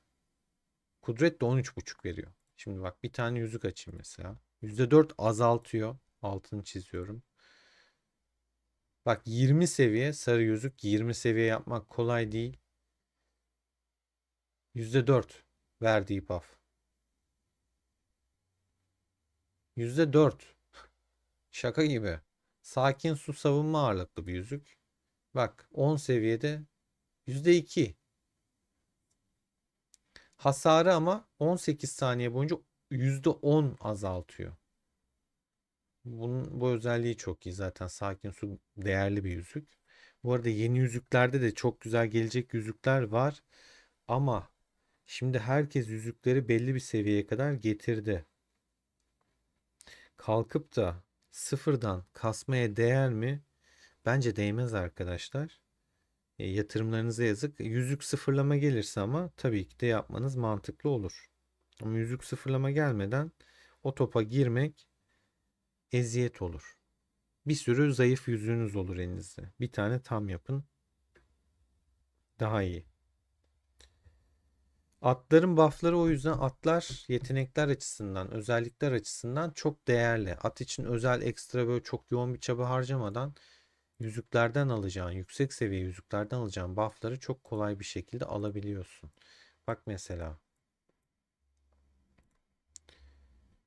normal saldırı hasarını %19 arttırıyor. Ata bak.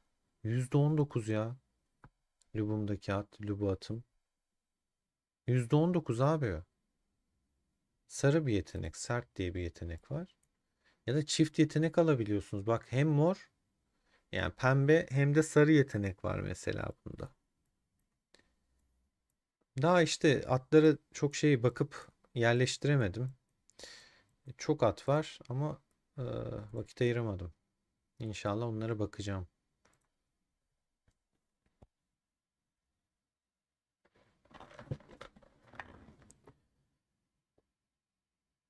Ya kırmızı ama ne özellik veriyor Deus. İsmin öyle mi okunuyor bu arada? Doğru okumak isterim. DUC.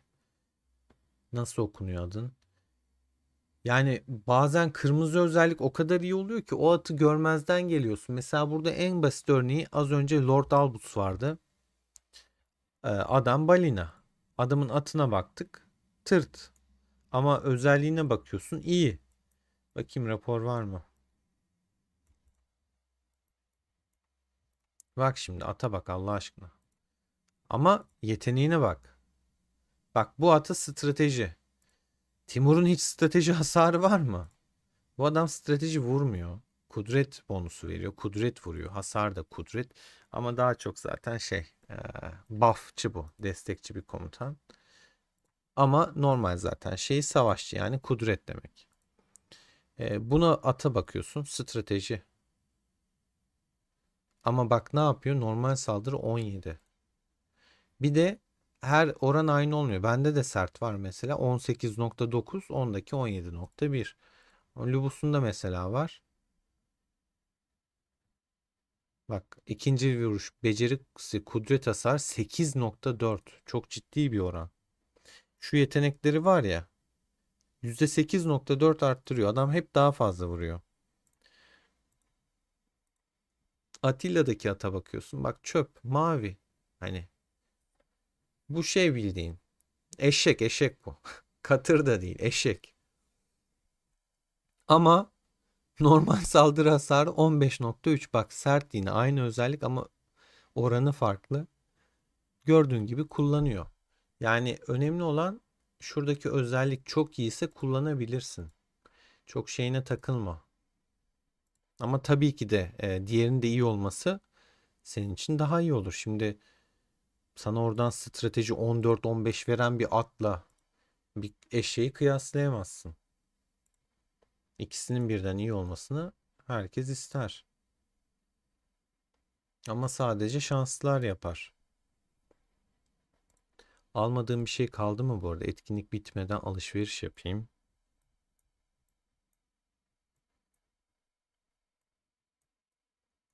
Almışım. Başka da alacağım, işin gerçi işime yarayan böyle istediğim bir şey yok.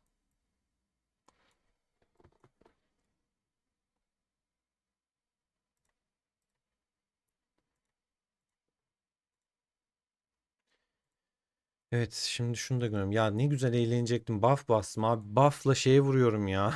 Turba'ya vuruyorum ya. At vuruyorum ya. Kamp kesecektim. Farm kesecektim. Takılacaktım içerilerde. Olmadı bu. Turva saatini unuttum.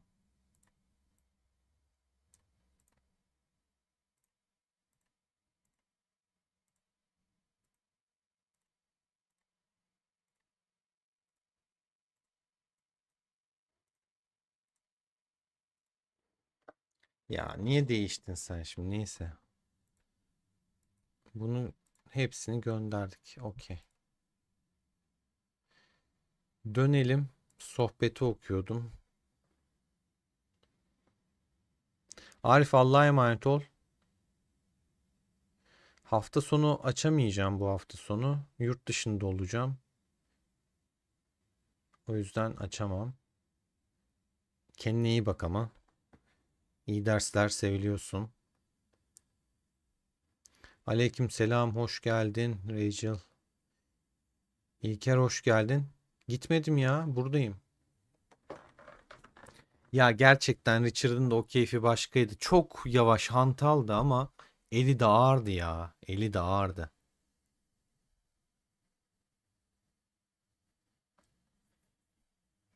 Tamam, %10. Ver Ramses'e, mis gibi yetenek ya.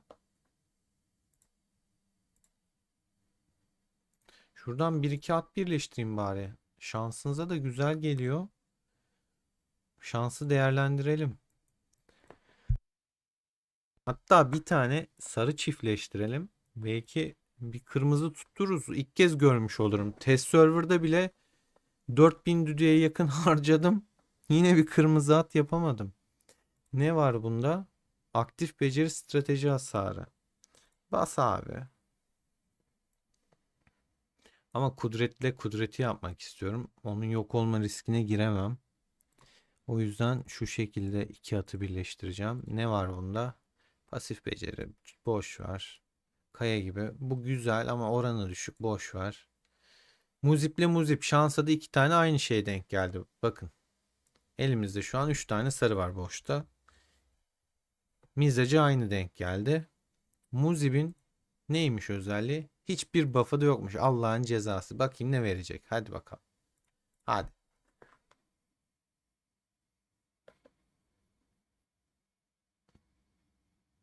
Lan vere vere %10 daha arttı. %0.10. %10 diyorum bir de. %10 nerede? Bir de gitti üstüne strateji koydu şuraya. Neyse. Neyse. Diğer hatlardan devam. Sarı olursa sarıyı da yapacağız. Bir kırmızı geliyormuş. Bomba olur ama. Hiç kırmızı at gören oldu mu arkadaşlar? Ben görmedim. Duymadım da. Çok şekilli geldin. Yani şöyle heybetli, şöyle göğsünü şişirmiş bir attan toplama hızı çıkması beni biraz üzdü. Beni bir yaraladı. Burada savunma ile kudret arasında git gel olacak. Umarım kudret kazanır ve yüksek olur. Zırh full. 9'da 9 zaten. Daha üstü yok. Ve yine oğlum bu uysalda mıydı şey? Binek ne çıkıp toplama çıkıp duruyor, ayar etti beni ya. Ya bak mesela bende de var. Normal saldırı hasar atmışım, kenara saklıyorum. Ama atları daha işte düzgün yerleştiremedim. Ta ilk çıktığı haldeki yerleştirmemle duruyor şu an birliklerim.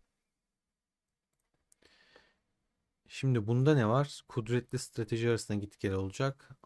Azaltır, artar. Yaramaz bana. Gel baba. Uf, uf çok güzel geldiğini sandım. Yok ya. Neyse, neyse. Bir sarımız daha oldu. Çiftleştirecek sarılara açığız. Strateji, savunma, cart curt. Birleştir baba. Katır çıktı. Tipinden belli zaten. Azgın alevi tipe bak. Yük. Yükçü. Katır bu işte. Şöyle yapalım. Şunla ama hepsi değişir o zaman. Ya kudretli bir şey istiyorum ben. Şunla şunu harcayayım.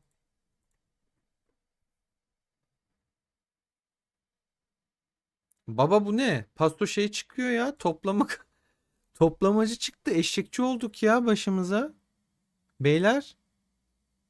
Eşek çıkıp duruyor. Hepsi toplama özellikle geliyor. Ne bu? Toplama günü falan mı? Ne diyorsun ya? Nerede gördün mitolojiyi? Kimde var? Şeye baksana. Rachel. Stesse'nin raporlarında falan var mı? Stesse de varsa Stesse de vardır yani. Kadın dünyaları verdi oyuna. Oyunun baş yatırımcısı.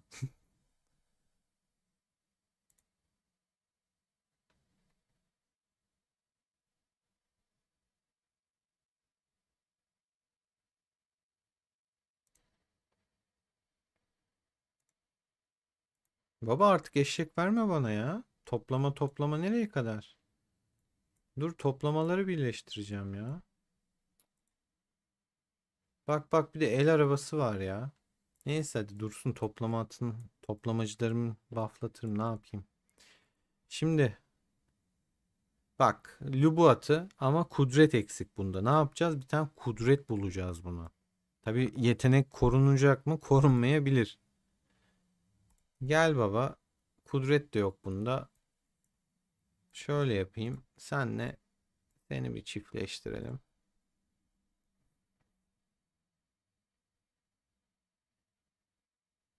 Hiç vermeseydin fazla olmuş ya. Abi çok yüksek bu oran. Vallahi bak çok yüksek. Böyle oranlara vay anasını ya. Nazar mı değdi beyler ya? İyi dedik şansınız. Eşek atıyor. Özellik atmıyor. %1 bonus bile yok ya. Beyaz attı. Seni gel şununla bir çiftleştirelim. Süratliyle. Toplama hızı. Üf neyse toplamacıyı tutacağım ya. Şu an tutacağım. Toplamacıyı tutacağım. Gel gel. Bulduk iki tane kudret bulduk. Kurnaz. Pasif beceri strateji. Çöp. Benim birliğim için. Kudret hasar. Bak bu beyaz olmasına rağmen daha çok işime yarıyor. Ve 3.6 bu mor %6 ama işime yaramıyor. Neyse dur bakalım. Ne çıkacak şimdi?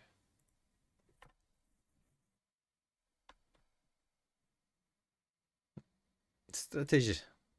Ya kudret atında bu benim işime yaramıyor şu anda. Hannibal'cılardır, Belisarius'çulardır. Yani kudretli strateji vuranlar için bir nevi. Ama onda da yaramaz çünkü yetenekle alakalı özellik.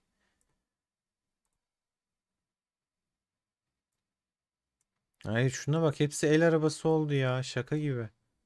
Bak bak bak. El arabası, sürat.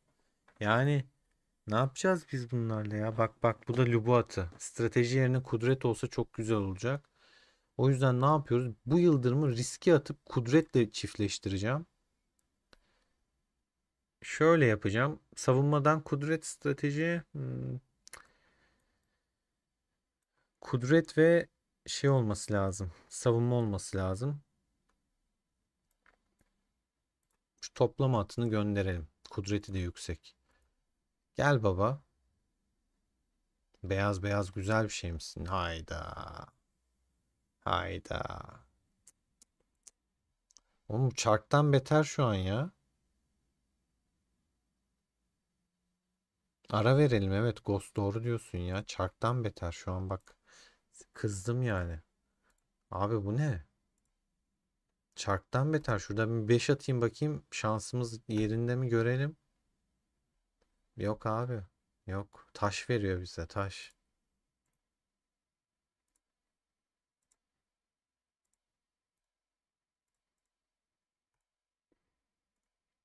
Bir ara verelim ya. Şöyle bir sakinleyelim. Şuradan da takası yapalım.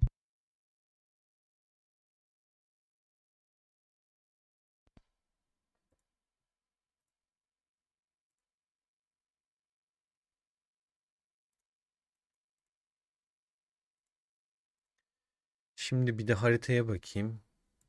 Şunu gönderdikten sonra biraz arayı uzun tutayım. Bineklere canımı sıktı yani. Hakikaten çok saçma sapan özellik veriyor. At da saçma veriyor.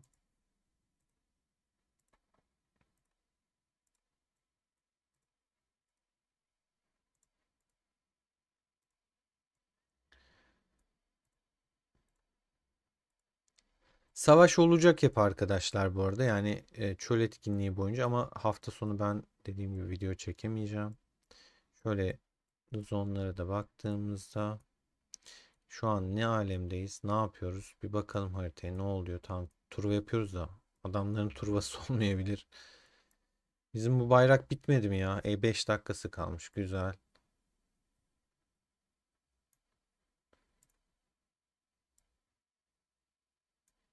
Lord Albus farm yapıyor. Ben onun farmına dokunmam abi. Eray'in farmına dokunmam. Yani açık arazide birebir böyle güzel oluyor da kalkıp da tanıdığım birinin farmını kesmem.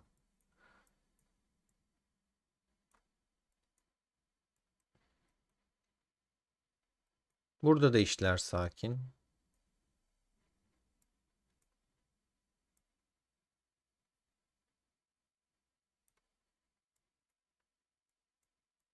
Bayraklar dikiliyor. Şöyle bir bakayım.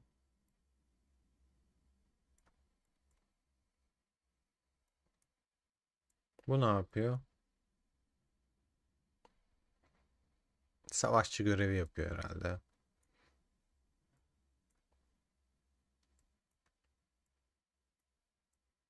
Buralar ne alemde?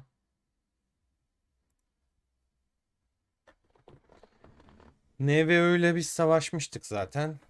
Adamları geri püskürttük. Burası onlardaydı. Aldık falan. Geriye attık. Sonra Thundercats'le kapışmışlar herhalde. Oğlum 34. Burada ne işiniz var?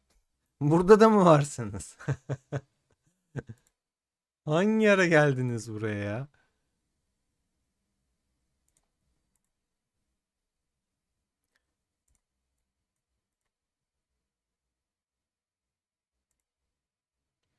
NVO düşman. 30'dan onlarla savaş halindeyiz bu arada arkadaşlar. Dediğim gibi buraları aldık, bayraklarını ittik, yıktık falan, buraya sürdük. 11 ile takılsınlar işte. Onlar da çok güzel gerçekten 11 ile takılıyorlar. Belli ki buraya doğru bir gidecekler bak. Ya da barış var galiba çünkü adamların ortasında bayrak dikiyor. Barışmış da olabilirler. Ne alemdeler bilmiyorum. Şimdi şu bineğe dönelim. Şu binekleri bir çiftleştirelim. Bir yorumlara da geliyorum hemen. Özhan hoş geldin. Yani şöyle istediğin özellikleri seçip yapınca rastgele özellik veriyor yine. Ha manuel yapmışsın ha oto yapmışsın. Fark etmez. Büyük İskender gelir gelir. Şimdi elimizde neler var? Bu atın özelliği güzel. Bunu bir tane kuşatma, savunma kudretle birleştirmek istiyorum. Gel bir bakayım. Savunma kudret. Filtreleme yapabilirim direkt de. Zaten böyle kabus gibi at yok şu an elimde. Ya bunun da özelliği. Neyse hadi harcayacağım bunu. İki tane özellik bir bakarsın ikisi de kalır belki. Bir de kudret kalması lazım içinde tabii. İstediğim o. Kudret kalmadı. Bak bir sesim gitti zaten fark ettiniz mi orada? Kudret kalmadı. Abi kudretim nerede? Vallahi abi gitti kudret. Neyse tamam. Allah'ın cezası. Al stratejiyle şey yapalım. Toplamayı harcayalım artık bir tane. Vay anasını ya. Süratli toplama veriyor bana.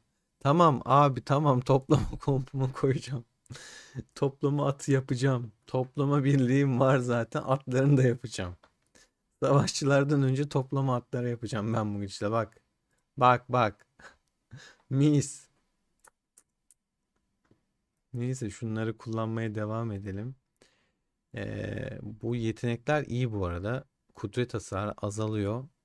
Bunda da pasif beceri strateji. Bunu kullanabilirim. Bir işime yaramaz. Kudretle şey arasında git gel olacak. Almayacağım bu riski. Almayacağım abi. Kudretle kudret yapacağım. Zaten yeterince üzdü. Ulan bunun da yeteneği güzel. Di. Stratejiyi görünce tak.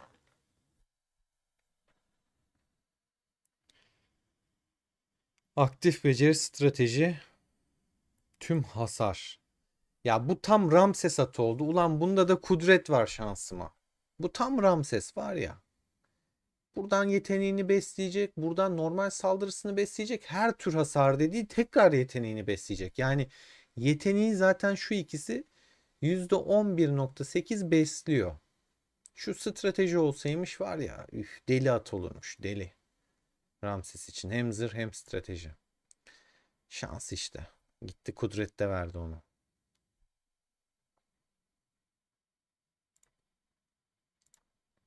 Neyse baba, güzel bir şey bulacağız ya, ben inanıyorum. Gel, gel babacığım. Tamam. Sen de gel. Arkada kuşatma ile strateji arasında git gel yaşasın. Gel bakalım. Hayda, Ramses'e taktı bu ya. Taktı abi, bir de kudretli atlarda bana aktif beceri strateji hasarı veriyor ya. Çıldırtacak beni. Sabır testine girdik ya. Allah'ım ya Rabbim ya. Aktif beceri strateji hasarı kusacağım artık. Ruh bağından geçilmiyor ya. Ne şey. Kim dedi ruh bağı? Deuce'de bir ruh bağı dedin. Bütün atlarım ruhu bağlandı ya. Valla. Ruhları bağlandı. Olacak iş değil. Ne yaptın? Büyü mü attın? Ruh bağı. Bütün yetenekler ya toplama ya ruh bağı çıkıyor. Dur bakayım, şu ruh bağını kudretten kurtaralım. Gel ya, kudretli strateji şeyini de yapalım. Gel. Kuşatma ile strateji arasında git gel olacak. Savaş ustası da benim bir işime yaramıyor. Sıra tabanlı beceri strateji hasarı veren bir kahramanım yok benim, tamam mı? Basıyoruz baba. Ulan yine sıra tabanlı. Ulan korudu ya. Koruyacağı tuttu yeteneği. Vay anasını ya.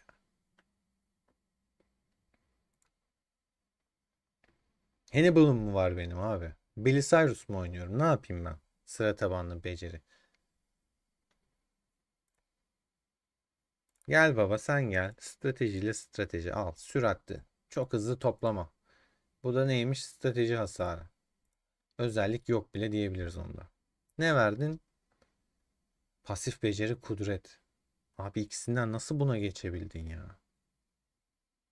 Helal olsun. Gerçekten güzel geçiş. Geç baba.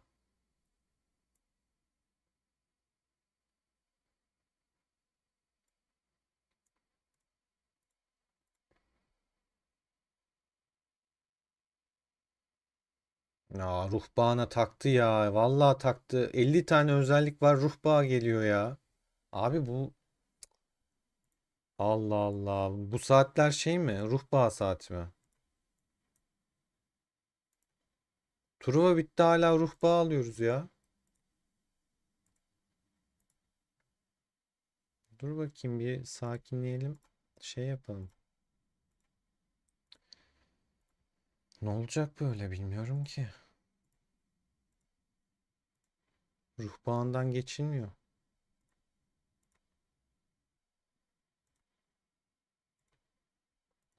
Hayır, güzel bir at da değil yani, hani şey olaraktan verdiği. Kudret atlarında çıkıyor ruh bağı bir de. Evet. Dönüyorum bineye.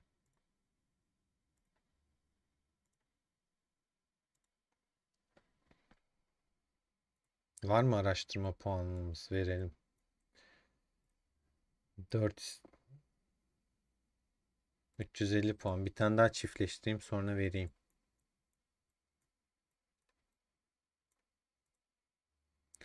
Savunma kuşatma, savunma kuşatma.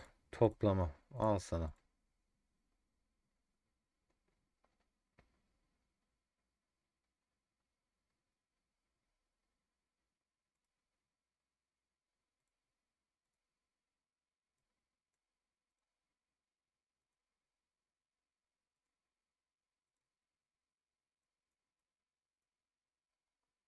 Çift özelliklere geleceğim arkadaşlar birazdan. Onları birleştireceğim. Bu Ramses'e gider. Ama işte biraz daha güçlü olsaydı daha iyi olurdu. Burada risk alacağım. Hmm. Kudretli savunma arasında git gel olacak ama bakalım. Vay anasını, zırh kazandı ya. Zırh kazandı. Burada şöyle yiyeceğim. Sonra tekrardan şeyle deneyeceğim.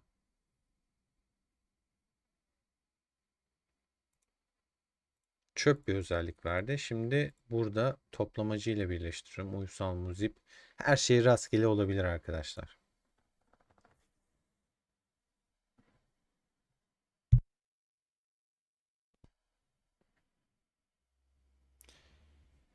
Bu da Ramses'in bir yandan işine yarar. Neden? Lubu'dan alacağı hasarı azaltıyor çünkü. Adamlar savaş açtı. Hemen şöyle gidelim. Yoruldum da artık. Saat de 11 oldu. Yarın da iş var. Nereye karışıyor abi?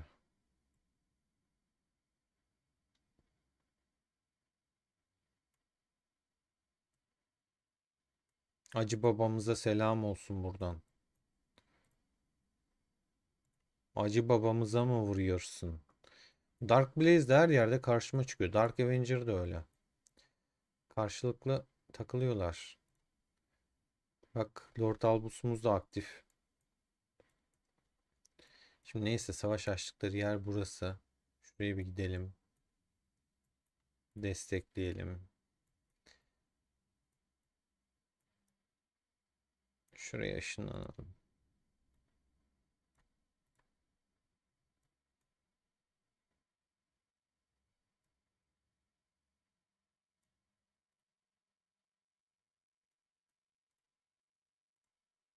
Geliyorum. Hatta hızlı geleyim sana.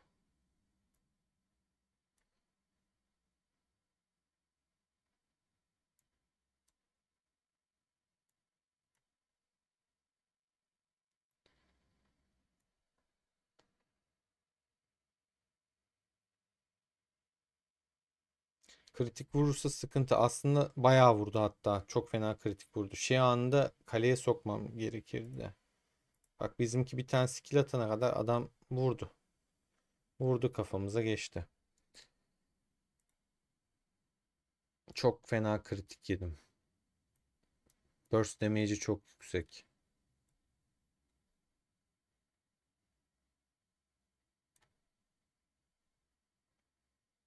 Binek puanım daha yüksek. Yüzük puanı daha yüksek. Birlik olarak zaten yani gücü çok daha fazla benimkine göre. O da işte araştırmalarından kaynaklı. Daha üstün zaten benden.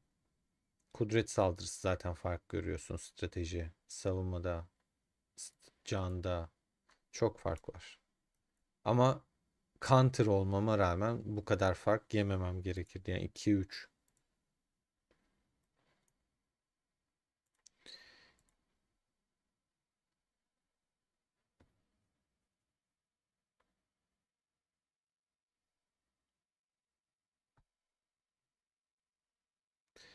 Yine şimdi bir birleştirmemize dönelim. Şu birleştirmeyi bitireyim. Elimde şu an fazla at kalmasın istiyorum. Çift yetenekleri de bir an önce geçmek istiyorum. Stratejiyle yine stratejiyi birleştireceğim. Wow. Wow. Sarı bir toplama hızı atım var. Harika. Aman Allah'ım. Çok mutluyum. Hey Allah'ım ya, oyun dalga geçiyor bende. Toplama ile ruh bağından başka bir şey göremedik ya. Neyse, şimdi çift yeteneklere geçiyorum. Yakacağız yani. Çift yetenekleri de yakacağız, yeri gelecek. Doğru bir şey bulana kadar, düzgün bir şey bulana kadar hepsini yapacaksınız arkadaşlar. Şimdi ortada 4 tane farklı yetenek var bak. Strateji kesin. Savunmaya da kuşatma gelecek. Özelliklere bir bakalım. Sıra tabanlı beceri. Sıra tabanlı beceri, kudretli strateji. İki tane farklı şeyi. Bunda ne var? Cesaret. Pasif beceri, kudret hasarı. İkinci vuruş, beceri, strateji hasarı. Ne yapıyoruz? Her şey gelebilir bak, rastgele. 3 özellik olma ihtimali %5. Yani bir hatta 3 özellik olabiliyor arkadaşlar. İhtimali de burada gördüğünüz kadar. %5. Hadi bakalım. Oldu mu? Tabii ki olmadı. İkişer özelliğimizden de elimizde ne kaldı? Bir tane kaldı. O zaman ne yapıyoruz? Bu ikisini birleştiriyoruz. Gerçi bunun özelliği güzel ama istemiyorum.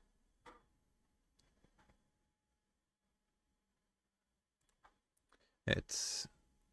Şimdi şunla şunu bir birleştirelim. Ordu koparma var. Her tür hasar %8 artar. Yani çok güzel bir özellik. Gerçekten e, mükemmel bir özellik. Aktif becerisi de %3.6 artıyor. Dediğimiz gibi bunu zaten az önce elde ettik. E, Bu kudret değil de strateji olsaydı ben bunu Ramses'te kullanırdım. Ama kudret olduğu için kullanmayacağım. Özellikler ne kadar iyi olsa da istemiyorum. Üstün güç, aktif beceri, kudret hasarı. Yine Ramses'e zaten biliyorsunuz bizde hep aktif beceri, düzeltiyorum, buna kudret hasarı. Ramses olmaz, strateji olsaydı olacaktı. Normal saldırı hasar da bayağı güzel özellikler yani. Çok çok güzel özellikler. Riske atıyorum. Önemli değil diyorum. Ve ne geldi? Aktif beceri, kudret, normal saldırı hasarı, kudret 9 full geldi. Güzel, kullanılabilir bir at bu arada. Böyle tırt özellikle bir tane atımız var. Savunma ve kuşatma. Bunu da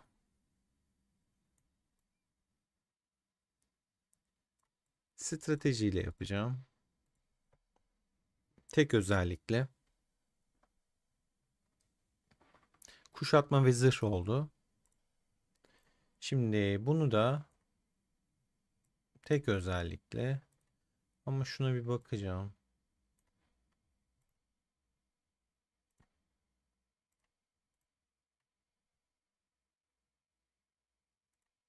Şununla şunu bir risk alaraktan deneyeceğim. Yani burada kudreti tehlikeye atıyorum ama şansımızı deneyelim. Kudret geldi. İki yetenek de kaldı. Değişti. Güzel, güzel. Şimdi işte şu ikisini change yapabiliriz. Bakalım bir değiştirelim, çiftleştirelim. Hop. Lubu ilk yiğit özelliği. Normal saldırı özelliğini azaltması da yine Lubu'ya yarar mı? Yarar. Biraz daha dayanıklı olur. Kudret atı, kuşatma güzel. Yani sadece Lubu değil, Guan Yu'ya da olur bu. Hem de sarı bir at. Güzel yani. Çift yetenekli güzel bir at elde ettik. Yani günün şu an en güzel karı bu. Guan Yu'dan şunu çıkartıp bunu bindirebiliriz. Ama bunu yapmadan önce bir de sarıları birleştirelim. Gel babacığım, strateji. Gel sen de stratejisin. Hop, ne çıkacağım bakalım. %1 ihtimal geliyor mu? Güzel bir ata benziyor, bakayım. Ulan Allah'ın cezası ya. Toplama hızı ne ya? Abi toplama hızı ne ya? Toplama hızı verdi. Sen misin veren? Risk alıyoruz. Hadi bakalım. Hadi bakalım.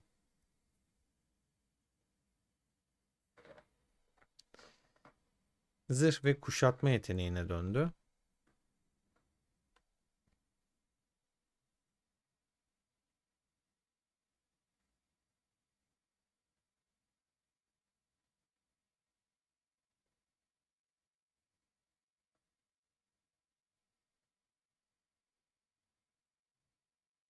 Ben de bir an anlamadım Özhan. Seviyem deyince. Peki ben bu riski alır mıyım? Alırım babacığım. İnşallah kudret kaybolmaz. Her şey gelebilir bakın. Rastgele bir at gelecek. Tamamen rastgele özellikler, nitelikleri olan bir at gelecek. Geliyor. Güzel şekil durdu. Ramses'in işine yarar. Ramses'e yarar. Bak bak, bu yarar. Stratejisi biraz daha yüksek olsa iyiymiş. Şimdi gel gelelim binek yönetiminden bir bakalım atlarımıza. Ramses'te ne var şu an? Hasarını 6.8 arttırıyor. Ama bakın tekli savaş. Bundan in babacım. Sen de in şundan. İkinci vuruş kudret hasarı 6.8 ama özellikler düşük. İn. İki sarımızı bunlara verelim. Binekli kahramanın ikinci vuruş, beceri, kudret hasarı ile normal saldırı hasarını azaltıyor. Hop. Guan Yu'ya verdik. Ya süs eşyasını koymadım bak. Guan Yu'nun süs eşyası nerede? Boşta. Ha, yapmadım ona. Süs eşyası da yapmadım daha ya. Bak yapabilirim. Unuttum. Ramses'imize de Paladin'i vereceğim. Şöyle bir bakıyorum tekrar. Zırh daha fazla, stratejisi daha düşük ama aktif beceri strateji hasar 8.4 yani. Ver baba ver. Ramses'e ver bunu. Günün karları bunlar oldu. Şimdi neler boşta kaldı? Şu ikisi boş. Bunu başka bir şeye verir miyim? Ee,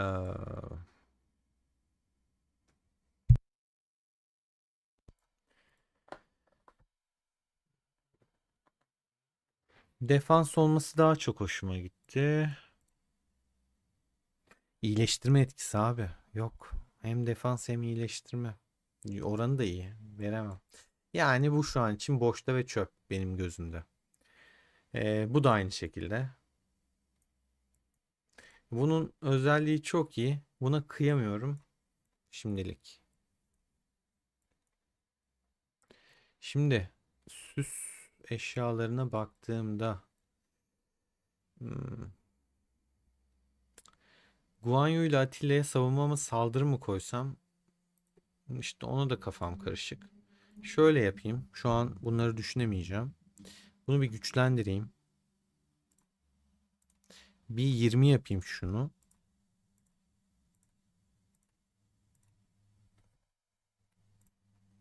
20 tane rafine istiyor. Burada da yoktu zaten o.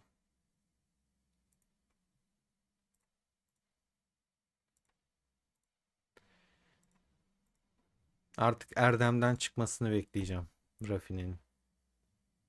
O savunmayı açarsam güzel olacak. 20 seviye boşuna yapmadık onu. Bugün bir tık daha güçlendi komplarım. Ama tabii ki daha güçlendirebilirim. Biraz zaman ayırmam lazım, ilgilenmem lazım. Süs eşyaları mesela Lubu'ya yapmamışım. Guan Yu'da ve Atilla'da yok. Bunları birer tane süs eşyası yapacağım. Hatta yapayım ya. Kafayı uzattığım gibi bak bana vuruyor. Kiros'a vuruyor şu an. 3 tane adamla vuruyor. Kendi Kiros'u eridi anasını satayım. Adam da boş adam değil. 85 milyon sonuçta. Olan kendi kompunu oldu. Vay vay vay. Ama benim tırt ekip arada bir kaynadı. Kiros'u kesemedi ya. Kiros kendisi dönüyor kaleye şaka gibi. Ramses'i keser mesela. Bakalım bir rapora. Çok kaybettik orada. Bu ne abi? Bu ne? Kabiledendir yani. Aynen. Böyle bir kayıp yok.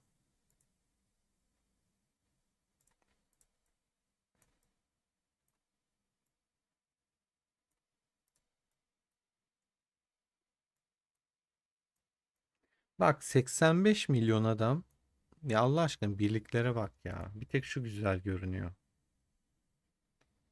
İşte bahsettiğim konu bu. Bazıları tırt oluyor.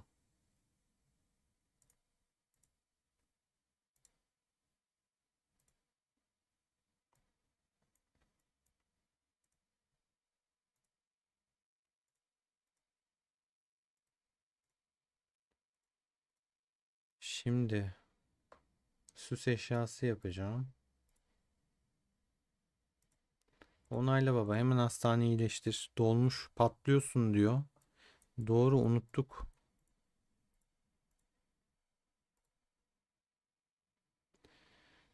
Süs eşyası unutmadan. Arkadaşlar size sorayım ya. 20 kişi var şu an. Lub'un arkasına sizce savunma mı saldırı mı yapayım? Bence saldırı yapayım. Adam atak. Şundan 2 tane yapayım. Bir Atilla'ya bir Guanyu'ya. Ne dersiniz?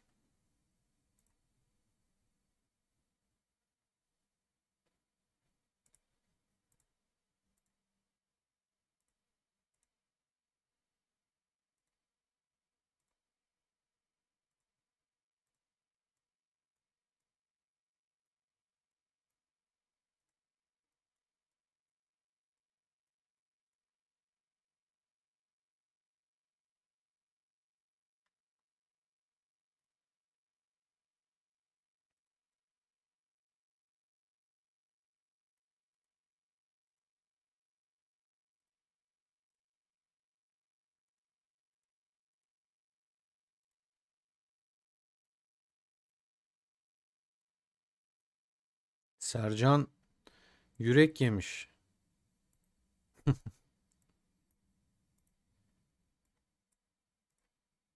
Herkes birbirine. Hadi bakalım. Bu da buradan geliyor. Ben de hop hop hop.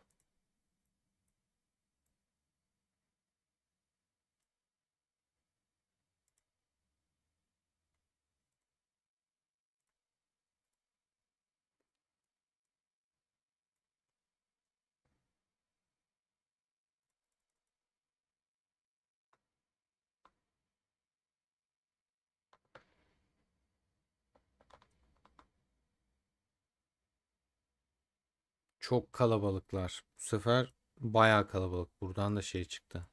Dark Blaze çıktı. 5'e bayağı. Ona rağmen daha fazla zayiat vermişler. Burada ben daha fazla zayiat vermişim. Burada bayağı fazla zayiat vermişim. Bu çok kırılgan işte. Yani savunma mı koysam çok kararsın.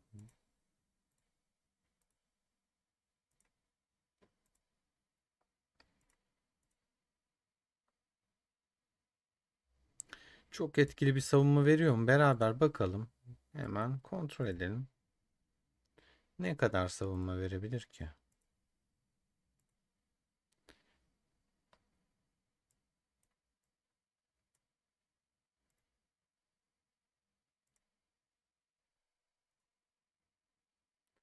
Şuradan teyit edeyim. 20 seviyede 12.40 verecek. Aslında %12 ama ani hasar burst damage yine vurdum minnetsin ya. Saldırı yapayım.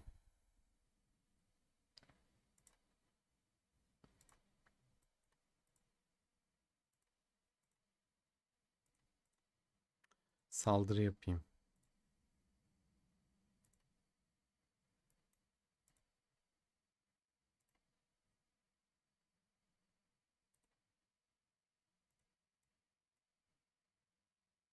Burada can, beceri hasarı, alınan hasar azaltma, can.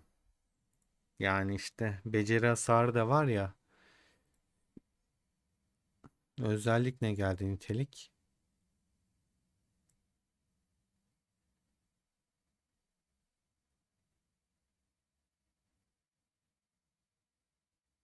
İyi. Çok şey değil. Kötü değil. Bir de kaynayan kan geldi. Oo. Oo. Bu ne böyle? Uf. Bunu Lubu'ya vereceğim direkt. Kaynayan kana bak. Lubu için yaratılmış resmen. Of of of. O çok iyi geldi bak. Şu an korkutma var bunda. Ama yani kaynayan kan bambaşka bir şey abi. Hemen hemen.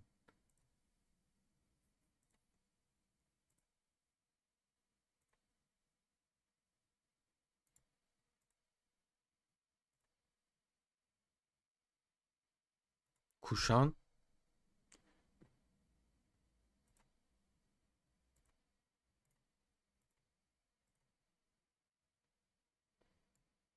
Hem birim yeniliyor hem ikinci vuruş beceri hasarını 3 saniye boyunca 5.74 arttırıyor. Temiz. Şimdi şey de şunların atlarına da koyalım.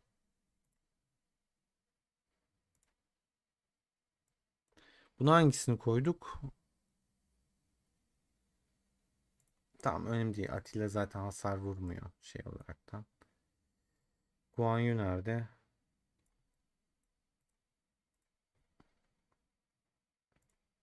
Guan Yu'da da zafer var. Yani ne var?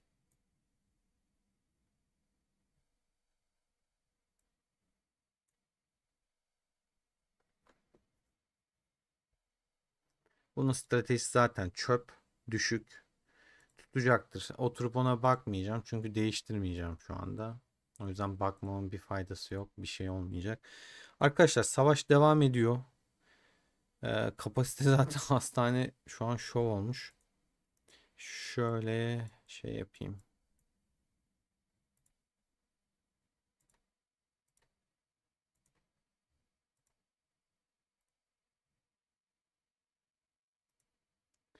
Kapasiteyi biraz boşaltayım.